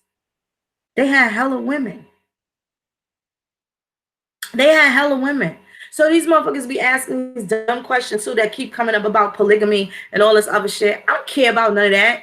And you damn sure ain't gonna get in the middle of me and my nigga, what you think me and my nigga doing it just because I know about it. But if you really following the history, you'll see that as soon as this husband died, they wasn't just dating the next day, they got married again to boost their credit power. That is the actual place where a bond is placed. Marriage bond. Especially in North Carolina, they had to announce it somewhere where everybody was going to see. It's got to be on the wall of the church, the front door, where they know everybody going to get over there and see it. Had to be there. Is there any reason why this man and this woman should not be married? That be my husband, sir. Billy, I thought you said you was going to visit your mother in Kentucky and he over here trying to marry Loretta. Same slick shit. Niggas did that. Niggas did now. Niggas do now. They did that. Same shit. Same shit. Check those marriage records because now they will indicate if that person was single before this particular wedding Or if they was widowed, now you know you got another line. Now you have to make a distinction over who's the parents now, because you've been thinking that these was your third great grandparents, but somebody is older than the other. Somebody had a husband, somebody had a wife. Your grandparents had different people, so that means some of these children, they may all be saying Johnson, but really you might see them under their real father's name that died, who was grandma's first husband, right? So these other half of the kids, even though now they got grandpa's last name, because they was his kids from the first wife that died from smallpox, or that died while she was giving birth to little Daniel. So that gives you a little curve. There's plenty of stuff in ancestry to keep you busy. Plenty of stuff to keep you busy. It's a never ending thing. So what? Okay, we back in what, 983? I don't know much about half of those people. So that means I have a whole lifetime to learn about what else happened outside of America. Right now, I'm just not interested. I don't have time to go through all of that right now. I don't got to go through that because that shit is solidified. Like when it get down to them fucking tutors and them stewards and the Plantagenets and all of them people, they history is pretty well solidified, right? We're gonna have to darken them up a little bit once we get done, I'm pretty sure, but we got to take one battle at a time. And right now, it ain't got nothing to do with them foreigners. But on the flip side, as far as the foreign is concerned, you're definitely going to be well aware of the Indians that they mated with, had children, or what they call an issue, produced the issue from. So thankful in a way for the documentation because it was almost pretty much guaranteed. So there's so many spicy meatballs and different little caveats and stuff like that that you will have to look for. But definitely check those records. Now, also, let's say your people's born 1910. So at 1933, when they passed the Social Security Act and stuff like that, they would have been, you know, in their 20s, right? They would have had to apply for a Social Security card. And you know what that Social Security card does? List their parents. So while you was thinking that this was great grandpa's father, now you get this and see not only was that his father, but that lady that was in the house with them on the 1920 census is not his mother. Oh, you got to start all over again. Well, no, not necessarily. You just got to go down a different path because all of grandpa's brothers and sisters are still your great aunts and uncles. Those collateral lines will still help you follow the rest of the family that may or may not fall off the whip. It may or may not fall off the whip. Also, look in places where something big was being constructed. You might see motherfuckers disappearing because they went to go build the Sphinx. They just put that shit together not too long ago. I don't care what them niggas is talking about. I believe they just put that stuff together. But anyway, that's a belief. It's not a fact yet. It's a belief. It's not a fact. But pretty sound with most of my beliefs, to be honest, because I don't really have a whole lot of those without tangible facts.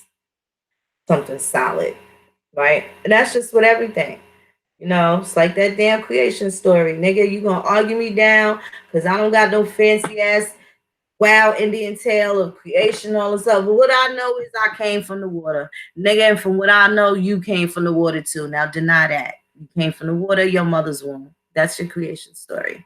Not only do I know mine, I know yours too. There's no way around it. You came from your mother's womb. That's where your shit was cultivated and created. All that other Pangea and this and that. And I'll be like, yo, people go so far, but they can't even fuck with what's right in front of them. And I'm like, how does that work? Niggas go far out there in that deep fucking water. You can't swim back.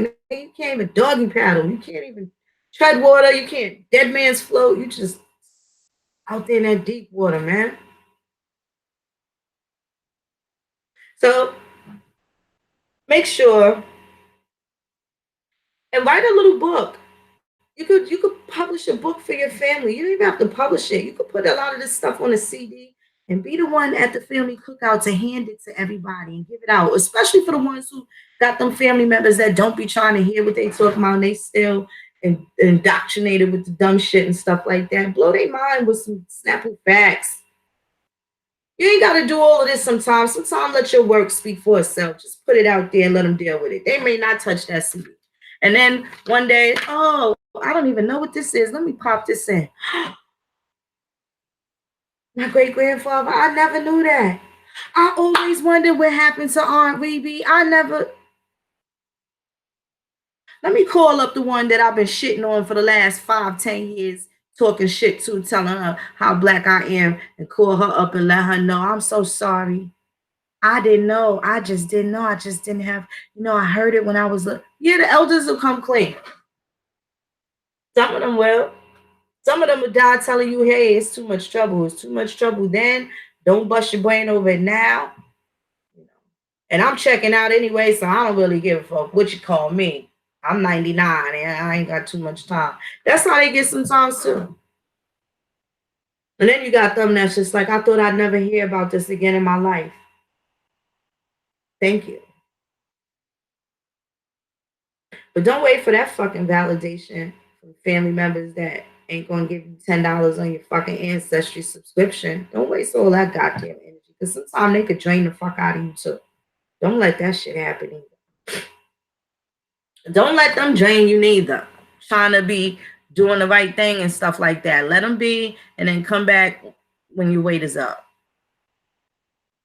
Back when your weight is up. You know what I'm saying? Whatever it is that stresses you and shit like that, those are the things you need to leave alone. I don't care what it is. I teach people how to deal with you. I even got a little opposition with my middle child. I'm gonna be that honest. Sometimes, we 3,500 miles away from each other right now. So she knows she ain't gonna get, that she can carry on with a couple of things and stuff like that simply because of the distance.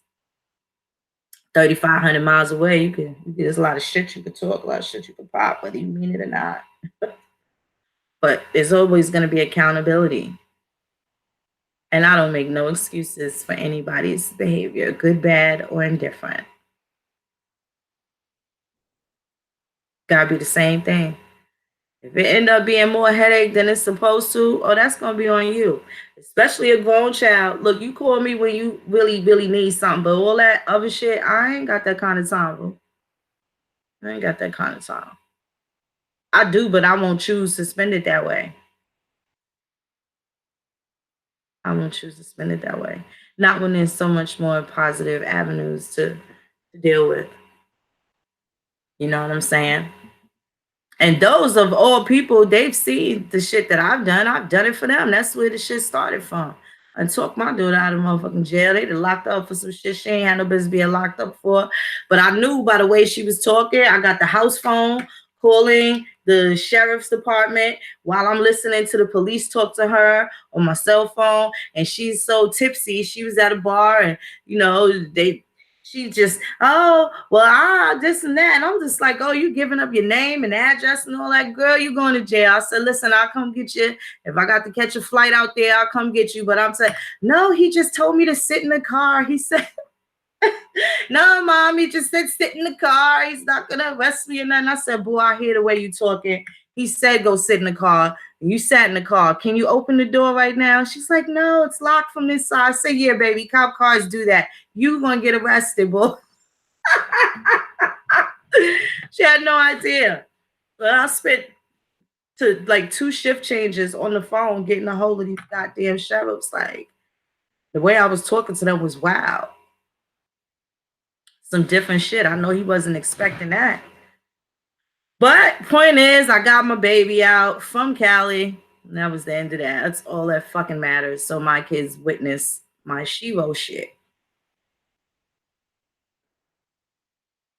Same thing. Gotta start somewhere. Start fucking with them parking tickets, some little fake disorderly conduct, some whatever it is. I don't give a fuck. The city telling you to cut your grass because your shit too high. Start challenging shit. Just send that shit back. Get that back to them. Blow it out. Let them blow it out their ass. Let them sit up at night like, what the fuck? Okay, I got to go to court with this lady that she kind of knows how to control her store. I don't really know how to. Let them fucking worry. You stop worrying. They need to stop worrying. Put that shit back on them. That is their job, to service you. It just so happened that the motherfuckers got real comfortable serving you. They ain't really respecting your gangster. You got to make sure that they respecting your shit. A lot of times they don't. And there's reasons why they don't. I don't care about these nondescript people on the sidelines that be trying to drag you left and right on the YouTube and the social media and stuff. When you go into these courtrooms, them motherfuckers respect you when you're standing right. When you're standing right. When you're standing right. So, got to put up some sort of resistance to the shit that stresses you out, or the shit that brings you, some sort of headache or discomfort. Anything that infringes or encumbrances you, you're supposed to speak out against it. Supposed to speak out against it. But definitely, if you feel under pressure from law enforcement, you feel under pressure from these agencies, like, okay, so now I was able to go back and see what was going on in the chat yesterday about Rockland County and whatever. Those are regulations. That's not law. So at the point where you find it unconstitutional, what would you do? Is it unconstitutional? The Constitution is there to protect, limit what the government can do to you. How are you flexing? New York State is a little different.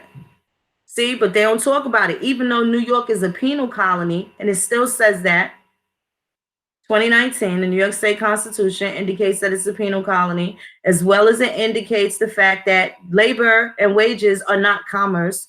So why the fuck is there New York State taxation and finance dipping in your bag? But there's two types of people in New York, and inhabitants exclude aliens. So who's left? Home team, home, visitor. So who are all these other people? Aliens? What could they tell you about your baby? Huh? What could they tell you about your child? Your Indian child? Move to another state. Go to fucking Kentucky. Y'all ain't see Kentucky Constitution. Kentucky is really serious. Like, listen, man. Check this out, man. You know how them down south niggas. So check this out, man. Life or liberty by any means. Like, you got the buck sung down to keep your life, to spare your life before some nigga Trayvon Martin, you get it in. Before they do a Tamir Rice to you get it in. Before they Sandra Bland you get it in. That means them too. That means anybody that's trying to harm your physical being, you got a right to protect yourself. Life, liberty, this, that. That's kind of every area covered. Nigga don't want to be in Kentucky. You think Kentucky's slow, nigga. You want to be somewhere where you're fucking safe and not worried about a lot of shit.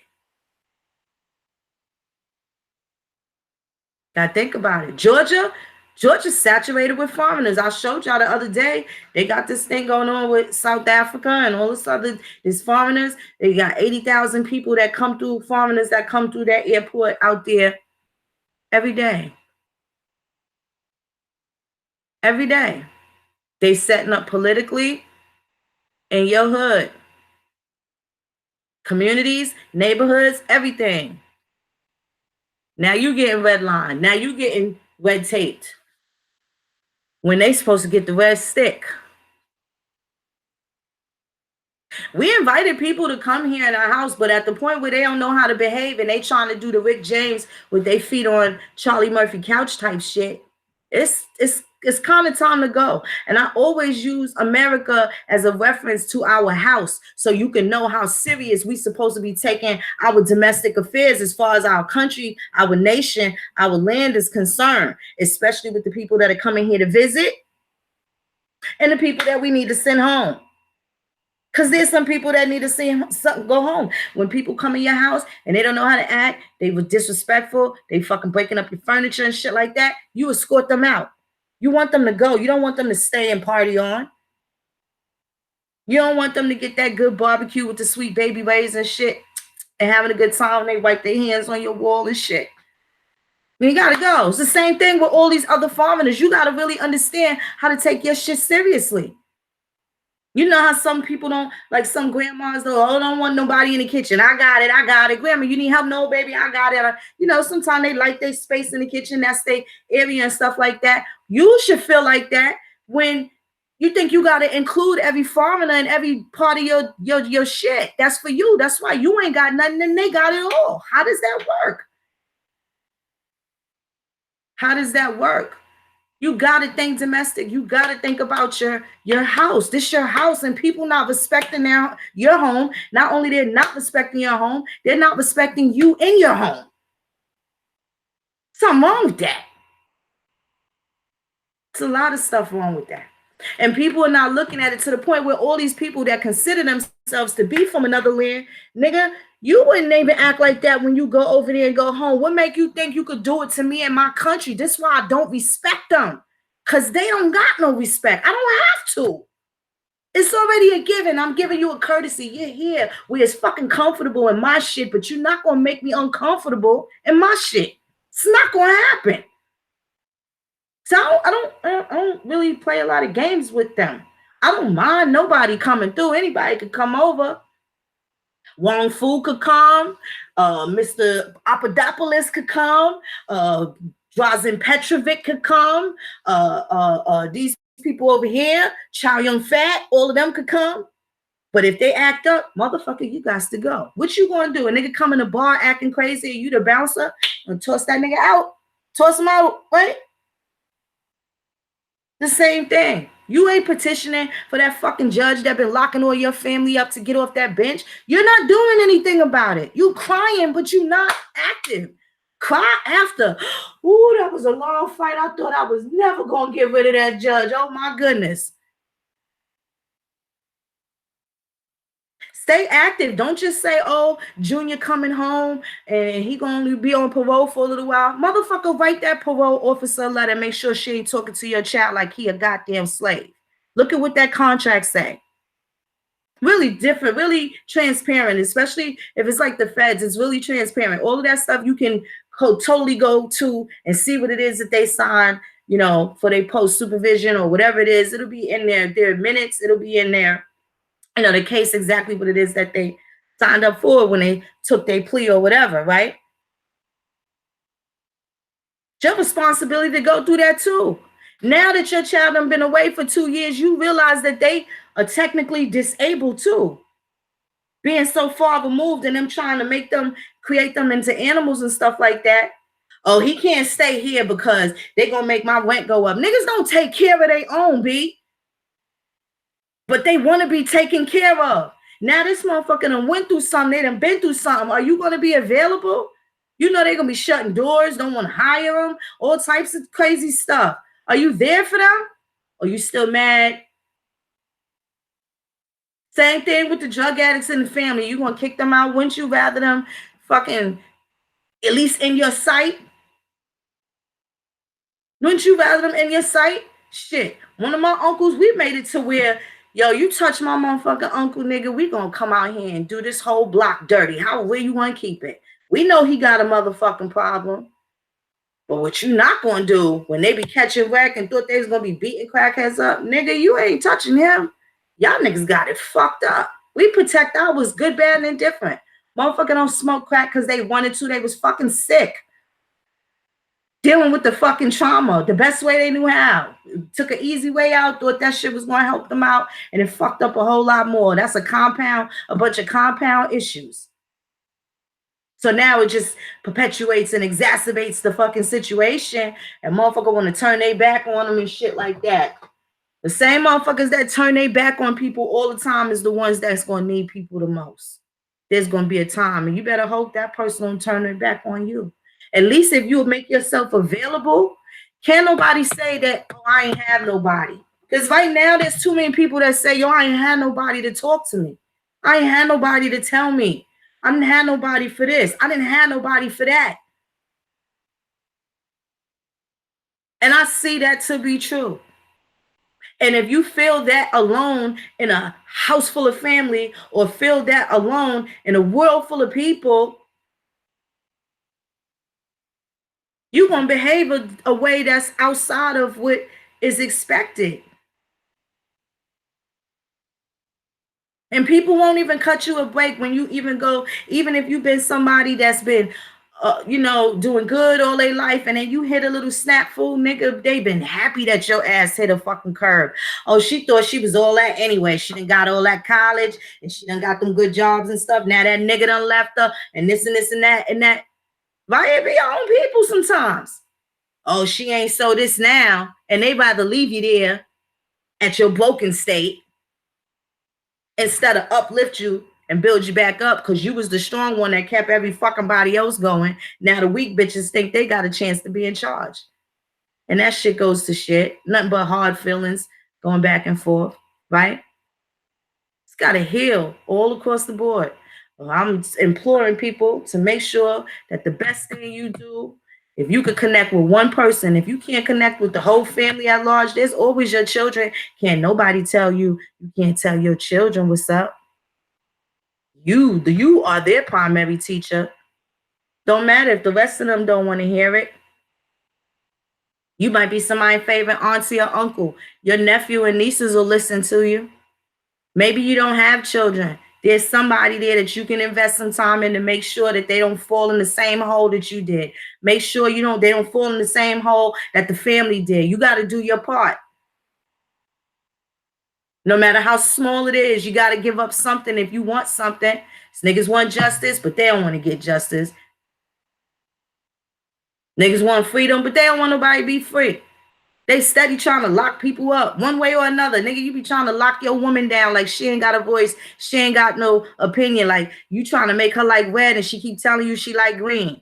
Or you up her side of fucking head, now she like red today. She don't really like it. She just trying not to get cuffed upside her fucking head. For whatever reason, she think that cuff is attached to some sort of love. It's a bunch of broken people running around. You can't fix everybody, but if you got somebody you care about and somebody that care about you, man, you better cultivate that. You better try and patch that shit up.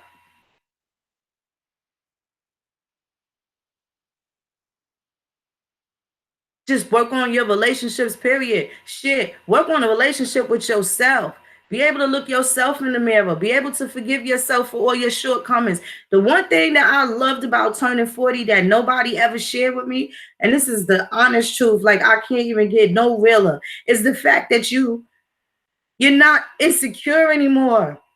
You don't have any inadequacies that the world put on you. You start to sort things out and you start to feel differently about yourself, especially if you're doing things better or if you're doing things different. Or in hindsight, you can say, yo, I tried so hard. Sometimes that's enough. But for the motherfucker that ain't never got up off their ass and tried to move nothing, they ain't never got up and tried to move nothing, they gonna be sitting there with the salty face, the angry Mr. Potato Head look. And from the time that they come to that realization until the day they die, some people would just be angry. Some motherfuckers is just mad with anything, whether it's beautiful or not. Nigga be mad at a bouquet of flowers. You ain't got to make no excuses for them. But what I will tell you is stay away from the toxic people. Them energy drowners, them energy vampires, stay away from them too. The Indian don't need that. Chief Willie told me a long time ago, get you a good damn doctor and make sure you take care of yourself, because the fight ain't going to just stop right here. The fight ain't going to stop right here. We have like tons of ways to go, but in the interim, Indians, take care of your small nano things. There's nothing stopping you from going to your children's school and telling them people how to deal with your child, how not to, and what the fucking consequences going to be if they try it. There's nothing wrong. That is negligence on your part if you don't do it. An ounce of prevention worth a pound of cure. Don't wait. until they want to start documenting your kid and telling you all this stuff and causing complications in your life. Don't wait till then. Do it now. Be proactive. You didn't have this information 10 years ago. You got this shit popping right now. Go get it in. Don't wait. You be able to do damage control if you got your prerequisites in. But outside of that, you just gonna be scrambling. Something tragic happened, you can't think straight now because you neglected all these other things, and now the shit just piled up. And now, what my auntie say? Oh, well, shit about to hit the oscillating revolver. You know the fan, oscillating fan. That's what she means. The poo-poo's about to hit the oscillating revolver. That's what my auntie say. Shit about to hit the fan. Don't wait until it gets to that chaotic state. Be proactive in the little areas that you're dealing with. You got to do some sort of research. Nigga, you be sitting at your job. Them motherfuckers try to make me eat maggots. I used to go there, be all dressed or fly, fucking $500 million company. I went from $15 an hour to $90,000 a year. And they kept, plus that's not even including the fucking bonuses that we got.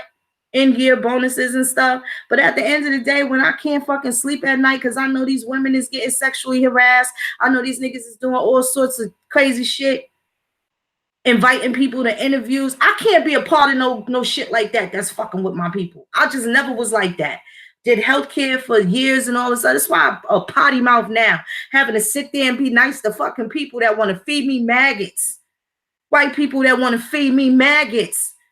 This is why I live my shit by the way Phoenix wants to. Y'all don't know all of my motherfucking story. That shit ain't defeat me. That shit created me. And the shit made me stand strong. And I walk with my motherfucking chest out, chin up, shoulders back. I have to. Because they wanted me to be looking all down and fucked up and shit like that. Like I'm going to be begging these motherfuckers for a job. You got to be kidding me, nigga. I'll go work for myself if I got to sell crotch on the corner.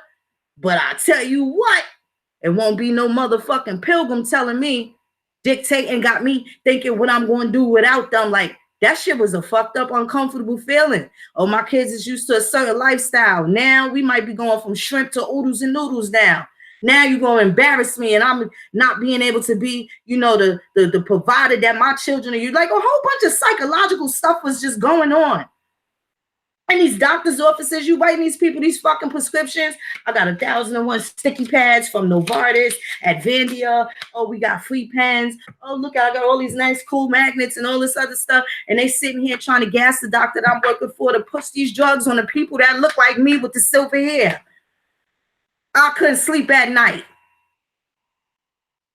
I couldn't sleep at night. This is before I was very naive. I just thought I had a good job. You hear people thinking you talking about, oh, you can still work there? Oh, girl. Oh, they hiring and how long did you go to school to go do that? And oh, you just keep getting these jobs over here and then they fucking slave me. They pimp me good. I spent a lot of time away from my children. I spent a lot of time working, thinking I'm doing the right thing, but I really wanted to just be fucking home for my babies.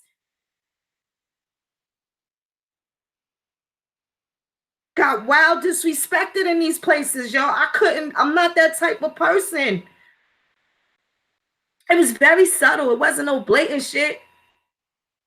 It was very subtle. But I'll never forget what the fuck they tried to do to me. Most of my trauma happened as an adult, trying to do the right thing. That's why I don't fucking play with these people and I don't let them play with me. Or minds. I can't have no harm coming to them. I'm sorry. I don't take no days off. I don't take no days off from protecting my fucking people. I never could tell y'all how vulnerable I felt when they telling me my son didn't do it, but you made him, convinced him that it was good for him to take 4 years so he don't get 25 for some shit that he never did.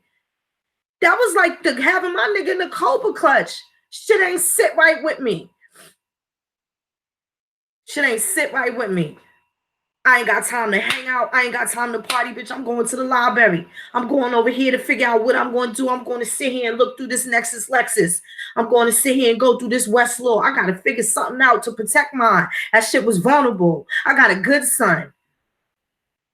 He ain't no fucking hooligan running around here disrespecting people, raping and pillaging the fucking village. You waited till he was fucking 18. You singled him out when you left the heathens outside so they could fucking snitch on other niggas and throw good niggas under the fucking bus. I done seen it all. Shit almost turned me into a fucking vigilante, because after that shit happened to my son, when I go to the corner store and I see these little niggas outside standing with these grown-ass men, and these grown-ass men hitting these little niggas with packs, yeah, all right, niggas, y'all be out here with these little kids when I come back. Let me pop that fucking trunk. I'm about that life for real.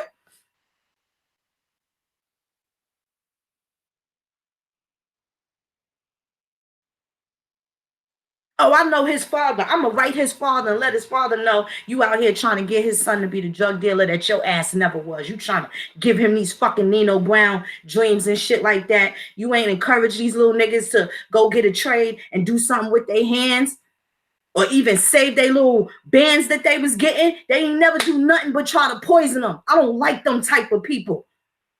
There's a lot of them around that co-sign some of these kids' behavior and stuff, just trying to get along with them. That shit ain't going, there's no compromising. There's no compromising their safety, their health, their mental well-being. There's no compromise. And if they knew what to do, they wouldn't be called minors. Be afraid to fucking parent your fucking children. Be afraid, oh, that she gonna be mad because she don't like me. Who gives a fuck? She gonna be safe. They'll get over it. They'll fucking thank you later. They'll thank you later. You think I give a fuck with the 15 little, when they get all that little sassafras, you think I give a fuck how they feel if it's about their safety and shit like that? When it comes to their things, as far as their self-esteem and stuff, yeah, that's important and shit. But as far as safety, you ain't going to on no 10-hour road trip with nobody that just got a fucking permit. I don't give a fuck if her mother bought her a car. It's just some shit you just can't sanction with these new kids. They not used to hearing no. So when you tell them no, the motherfuckers go berserk. Like they got, some sort of sense of entitlement, and you motherfuckers be scared to fucking take your alpha from your children. Every area of your life, you just giving that shit away. The kids walk up on you, walk all over you. The nigga walk all over you. Your job walking all over you. You ain't gonna be no good. You're gonna be burnt out because everybody done walked all over you. Who wants a fucking doormat? Backbone. Women, get one. Get one. Don't cower at the first sight of rebellion, rebuttal. Hold that shit. That's the gift that was bestowed to us, the mother of the motherfucking earth. That was the gift that we was given, to be strong. Make that shit work for you and your unit and your household and your section collectively.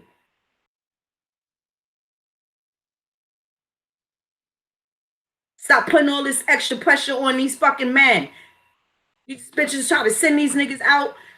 He going to hustle and you yelling at him. You think he going to be able to be on point and shit like that? With you weighing heavy on his mind and what's going to happen when he get in the house? They ain't even thinking. They just be demanding shit. You know what I'm saying? Putting all this pressure on the nigga. He already want to provide, but now you make him, he go out there, he sell them drugs. Then when he get locked up, bitch, you fucking his best friend. Niggas ain't got no loyalty. Ain't sticking nothing out.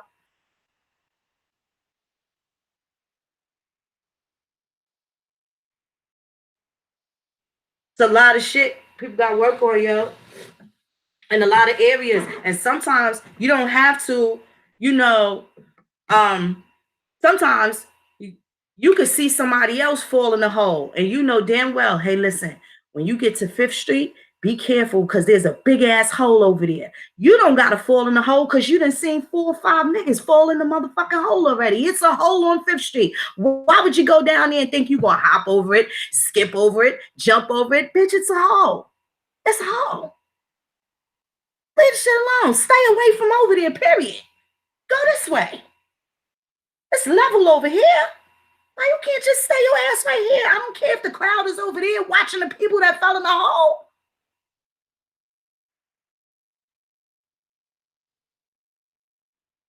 fucking distractions. The fucking distractions.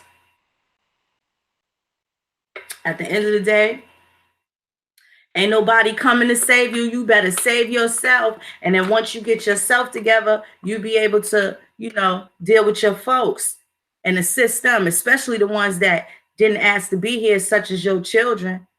They got to come first. Protection. Nancy up the block, smack the shit out of little Day. You can go down the block, your whole family. You can call up the whole squad and everybody go over there and fuck Nancy and her family up. Don't touch my kid. Don't touch my kid. But when motherfucking NYPD come and they fucking with little Ray, you ain't gonna do a motherfucking thing. You just gonna sit there crying and weep. Oh, Martha, don't you moan. The fuck out of here. I got that time for that shit. All that crying, what the baby gonna do? Cry after your shit is secure and you like, whew, that was a close one. That was crazy. Next. It ain't over. It ain't over.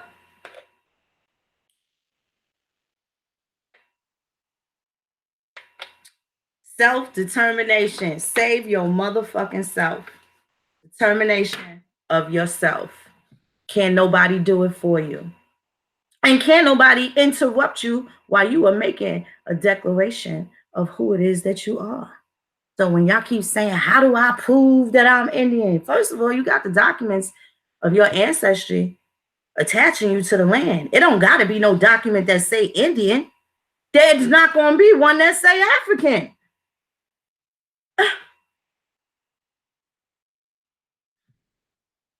Do you think in Italy, they looking for documents that say that they African? Any of these other countries, you think they looking for that? Why is the fucking so-called African American looking for that? If you feel like they hate you so much, so bad, you don't think they would have sent your ass back somewhere where they don't got to deal with the people that they hate and just welcome all the motherfuckers that's, the get along gang and shit?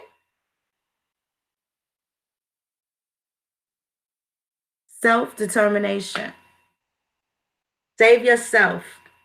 Ain't no Jesus gonna do it. Ain't no Allah gonna do it. Save yourself. Freedom. The key to freedom is self-determination. You look it up in the Law Dictionary. That ain't Phoenix words. Freedom, it meant the same shit 300 years ago when you think your asses was all these fucking slaves and reducing your folks to this shit. It meant the same thing then. That's what they didn't do. They did not fucking self-declare who they were. You black. Oh, yes, sir, boss. I was black, sir. And that's it. De facto. Not because it was fucking true. Because you didn't rebut it. You didn't say anything about it. And it ended up being exactly what the fuck it is. Whose fault is that? Oh, you gonna blame the United States, bitch? They was the Amistad schooner was captured by the Portuguese. You didn't find it fucking strange that the Amistad people knew how to speak English from Sierra Leone? You know what that justice said at the end of the decision, and John Quincy Adams defended those men? Oh, they were free already in Sierra Leone. So they had the right to kill everybody on the boat to maintain their freedom and liberty. How did the men know how to communicate speaking whatever language they speak in Sierra Leone? Because those is your fucking revolutionary soldiers that assisted trying to get Britain out of here. The Jamaicans that you don't want over here that ended up settling in Nova Scotia alongside our other Indians in Halifax. Did you know that was a colony too? When I said 14, 15 colonies in my first video, I meant that shit. I didn't just say it because I didn't know what the fuck I'm talking about. Franklin was a colony also, almost went into statehood. Instead, it just ended up being a county. Washington, D.C. There's a Washington County everywhere. Washington State, District of Columbia, Washington County. Incorporated with these names. Jefferson, Washington, Franklin. Aren't those your fucking presidents running a corporate game under their name, their company name? How many Washingtons are there in England now? So did George Washington come from England? Not a lot of Washingtons. That's not a common name there in Great Britain. Is that true? Ben Franklin? Nigga, you from France. Frank Land. Franklin. You think they spoke English when they got here?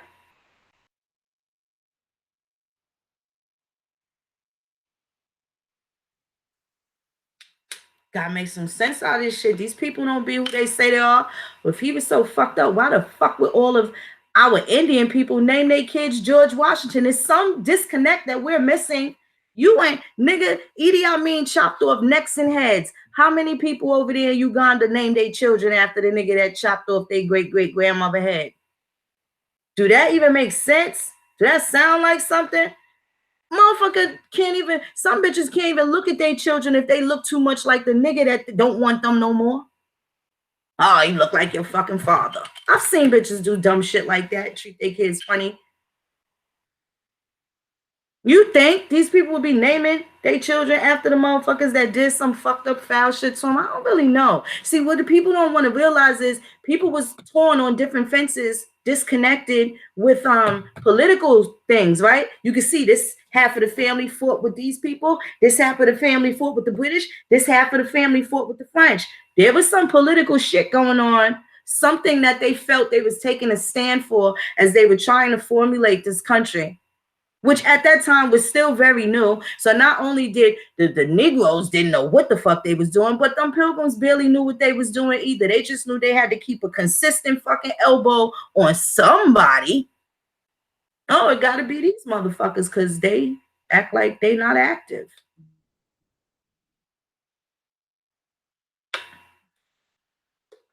This shit crazy, y'all. Shit crazy. It goes, it goes, it goes, it goes, it goes, it goes. So deep. There's 1,001 rabbit holes. I've just been traveling a long time, so I'm familiar with a lot of them. Don't make me any smarter than the rest of y'all. I'm just telling y'all, save your own ass for your own ass whipping. It would behoove you, I implore you, to stay studying. Stay studying. Study the places. All right, you got your people down to the 1600. Look at every nook and cranny on that town, on that county, how it got incorporated when it came to be, who those people was. And look in the colonial papers. Look at the papers of the people that these places are named after. Governor Spotswood, they made Spotsylvania, Virginia, right?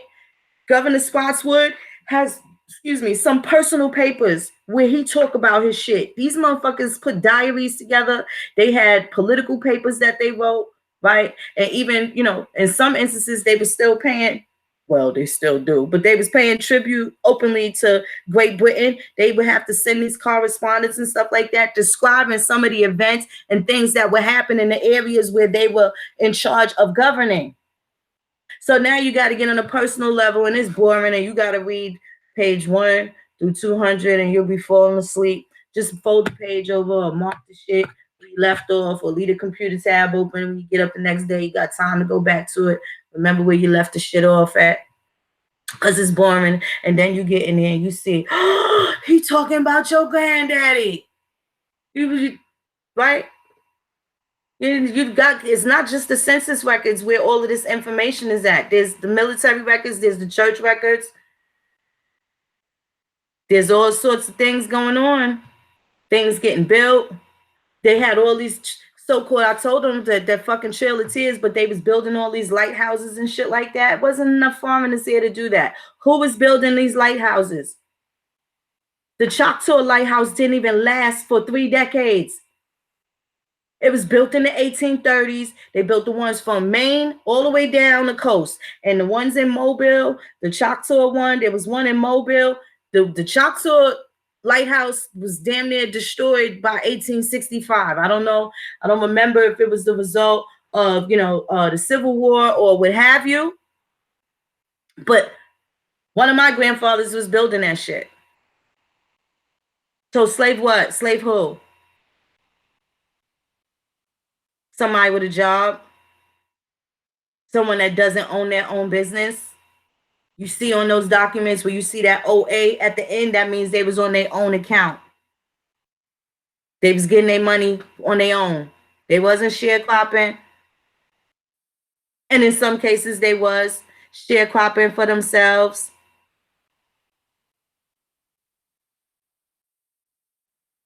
I want to have another little piece of field, but see, I only got this little parcel right here. So maybe if I tell Mr. Johnson that I'll give him X amount of bushels of corn to grow my shit on this space or whatever, maybe he'll rent me this space and shit. But then you still think that your grandfather was a fucking slave and he had a business deal with this motherfucker. Wasn't what you thought it was. That's why you got to get downright forensic. But if you clear your mind, if you come in here with all these wild stories, if you come into this genealogy walk with all these wild stories, oh, just looking for slaves, just looking for Africans, just looking for all of the things that they told you that you were so uncertain about.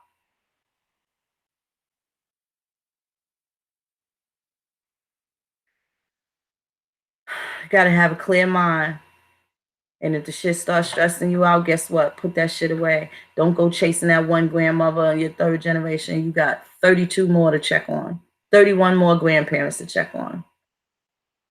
31 more. You can't find one grandmother, you got 15 more you could find at the third generation.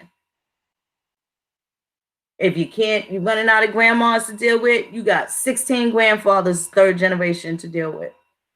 16 men responsible for you being here at that point. So, at the end of the day, man, I wish y'all much success. I'm happy for y'all. Y'all done made some breakthroughs and shit. That's so dope. I'm really happy for y'all. And I want y'all to keep going. Don't get discouraged. Don't worry about ADOS. Don't worry about the pan frieds. They'll come to their understanding when they get serious about what it is that they call home. But at this point, the Indian gotta stay serious about home. Who's in it? You wouldn't let no cutthroat niggas in your house. They shouldn't be in our country. Wouldn't let no disrespectful nigga put his feet up on your couch. They shouldn't be here disrespecting our country. Nobody can't come in your house and ask your mama what color bra she got on. You shouldn't be subject to illegal search and seizure neither. It's the same thing. Think of it the same way. If you can't think of it as you being violated, you just think you being fucked with. If you don't see there's something wrong with them coming in your shit, acting like they got authority over you, a fucking stranger walks in your house, walk through your crib, don't speak to nobody, tell you sit down and shut the fuck up and walk into your refrigerator and go grab him some fucking shit and start making him a sandwich, you're gonna look at that motherfucker like he crazy. Why you don't do that when these motherfuckers accost you and they get all up in your business and they bitching and complaining about something that don't belong to them? And you okay with that? If they can't come in your house where you live, where you sleep, where you got your shit that you like, your fucking TV, your sofa, your radio, your shit, that's your shit. You pay your mortgage, your bills, your landlord, whatever, it's your shit. You should interpret these oppressors in the same way. They come in to fuck with you, and what would you do if they walked in your crib? How would you deal with that? You know how to deal if a nigga ran up in your crib. I got this AK, I got this Glock 9, I got this and that. Everybody know what to do when our own people come for them. This niggas got it all figured out then. But when the real ops come, nigga ain't got no smoke. All that shit go out the window. I don't understand. I don't understand. And they don't either, and that's why they take advantage. That's why they take advantage. So, at the end of the day, y'all, this shit ain't rocket science. You got the win in the bag. Don't let nobody tell you different. If you still wondering how this shit is all going to play out, and you ain't even get to your fourth grade grandpa. There's no way I should be telling you about what the Indian reparations should be like if you still having a hard time with certain legal definitions. I got to give things in doses. My responsibility is not to just sit here and disclose every motherfucking thing. And it ain't because we got so much to hide and the right hand don't need to know what the left hand doing. Our shit is pretty much transparent. And if these niggas is versed in law and understanding in civics and polity the way they say they are, they still can't do nothing with the plans that the Indian got, because they got African plans. They got foreign plans. That shit ain't got nothing to do with us. So they're not even thinking along the lines of what's available for our remedy, for our cure. But it would be irresponsible of me to sit here and start laying out all of this other shit when that nano stuff, that micro stuff isn't really handled. It'd be irresponsible for me to put all that shit on your plate. It's kind of too heavy to even be on my mind. That's why I tuck it away until it's fucking appropriate. I know how to deal with me. I don't abuse myself either. Not only do I not let people abuse me, but I don't abuse myself either. I take care of myself. It'd be days I'll be gunning 2 months and a half, and I'll just stay in the house for a week. I'm no phone. I need to rest. I need to spend some quality time with my man, some time with my sister and my mother. I need what I need. I know what it is I need, and I keep myself surrounded by the things that keep me going, not the things that bring me down. And as strong as I am, I need y'all to know a nigga needs something to keep her going every once in a while. I'm not very needy. I don't have to be coddled all the time, but I enjoy that sometimes. I enjoy getting babied. My little sister babies me sometimes. I like it. My parents do too. We'll both be 45, and my baby sister makes sure that I'm good.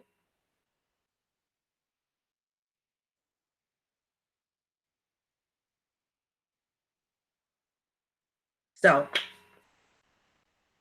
gotta take care of each other, man. Gotta take care of each other. Gotta take care of each other.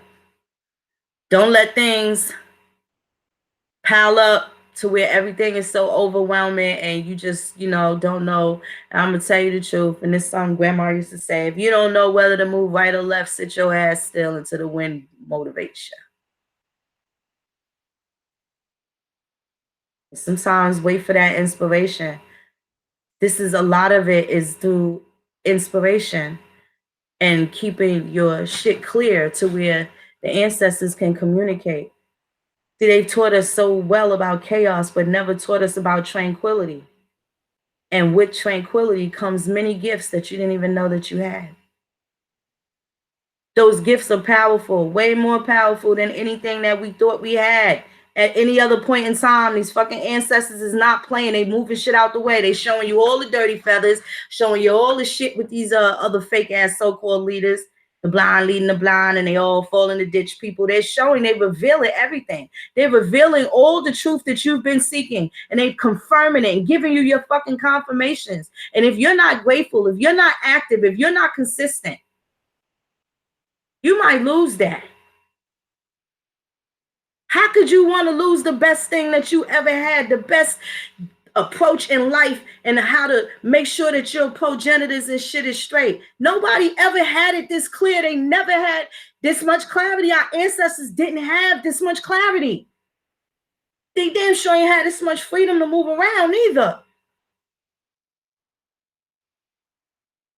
What they did do is give us civil rights. What they did do is make sure those laws get passed. Don't fucking shortchange them and minimize them to no motherfucking slave. You read that Choctaw Chickasaw Treaty. You read those fucking 1866 treaties. Why you think in the 1960s they kept saying 100 years ago, 100 years later, 100 years ago, 100 years later? Pivotal moments in time that totally included you, the Indian. Nobody else. Nobody else. When you go to Iraq, the Iraqis come first, not the fucking visiting American. When you go to Italy, the fucking Italians are first and primary concern, not the fucking visitors. Why the fuck do everybody get to come here in your house, get served? Sometimes double servings, mashed potatoes with the fucking gravy, macaroni with the cheese. And you don't have none. And if you're fucking okay with that, you're sicker than I thought. You sicker than I thought. And if you let these people around you carry on that way, then I suppose you just get whatever it is that you're supposed to get. Now, damn, granted, there's some people, they just, ancestral curses, all that shit is real too. Some people, no matter how good they are, how sweet, gentle, and kind and loving, they could just walk outside and boom, a fucking piano just falls on their fucking head. The strong nigga need to be there for those people. Need to be there for those people. Got a great disposition in life, but damn, something just always fucking happening wrong with them. If they ever ask for help, don't make them feel funny about asking for help. Make them feel welcome, because we're not used to that. We done got so stingy and selfish with each other. We afraid to tell people that we hurt. We afraid to tell people stuff that's for our own good. Our women are afraid to tell their doctors they don't fucking feel good. And then they have heart attacks and have fucking strokes. They afraid to tell their man. They afraid to tell their children that they have labored breathing. They not feeling good, that this is happening, and they going through these different changes and stuff like that. People are not communicating correctly with each other while our rhythm and frequency is fucking up and down, up and down, up and down. Nigga, we the ones with the rhythm. We the ones with the soul. My left foot move, nigga, your left foot move. I put my hand up on the hip. When I dip, you dip, we dip. We in sync. Don't nobody got it like us. How the fuck we can't get it right? How is this such a fucking problem for us to get it right?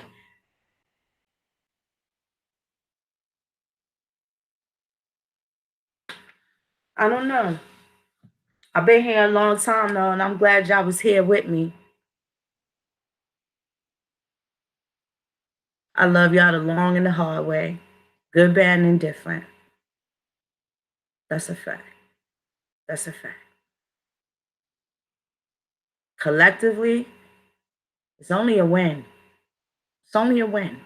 Even if you don't know all the details, let these niggas, well, what y'all Aborigines doing? First of all, we American Aboriginals, okay?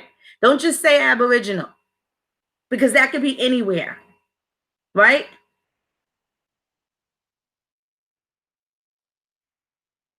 Want to say you American.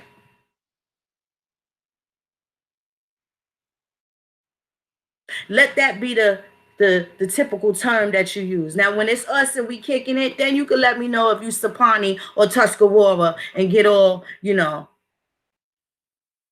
Salagi and I'm this and that. We can get all technical and fancy when we amongst each other. We're going to have to, I need a question. I got a question too. Ask your elders, because mine don't remember. But what happens is I'm thinking one day that they will, because I keep asking. I ask them maybe once or twice a year. How did they all learn Pig Latin? Where did that come from? Nobody else does that shit. How did all of our folks know Pig Latin? Where did it come from? Well, I don't know. We just started speaking it. Damn, Auntie, you don't remember? I'm thinking one day she'll remember.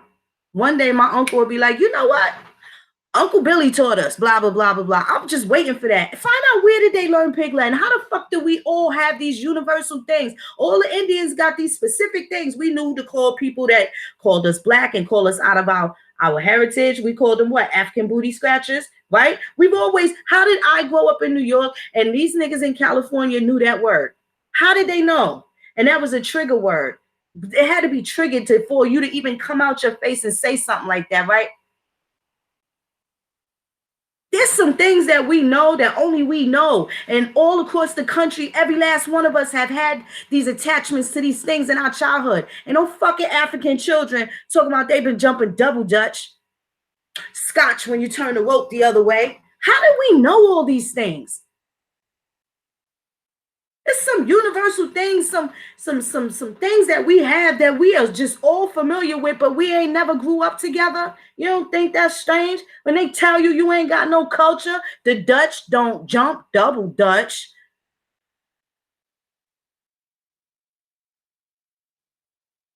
Now these niggas gonna put breakdancing in the Olympics. How many of our kids is pop locking still?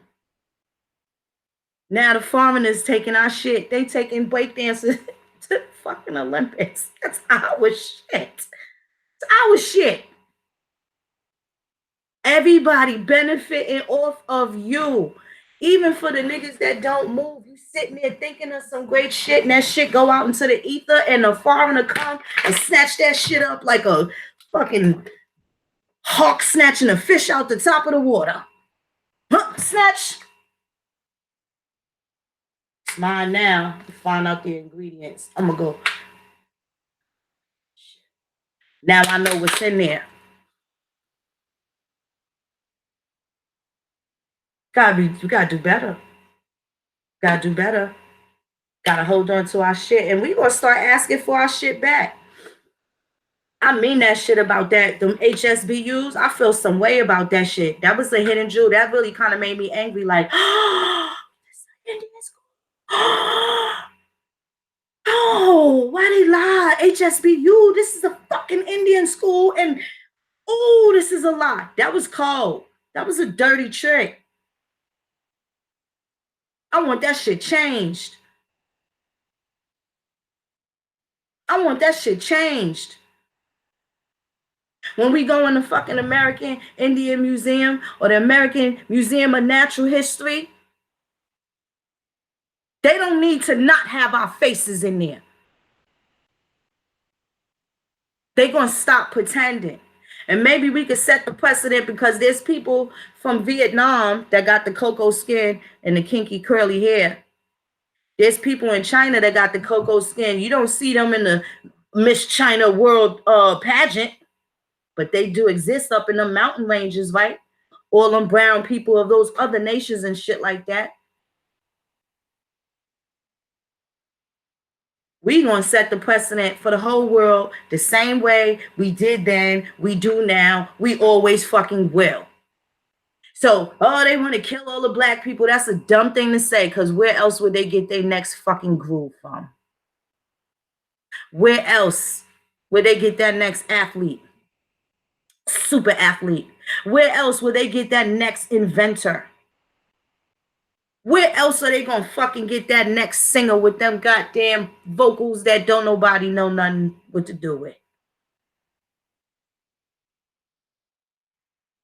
They can't kill the so-called Black American. The world will fucking crumble without us. They'll die without our money. We don't spend the money. A lot of niggas gonna go hungry. We keep our money. We could starve these niggas out just how they used to put salt on our fucking crops and make sure we couldn't feed ourselves, how we had to get over there and start go dealing with them anyway. We got the power. We got it. We got the motherfucking juice now, Q. I'm gonna leave y'all with that. Love y'all to pieces. Jihululi Aborigines. Peace a lot,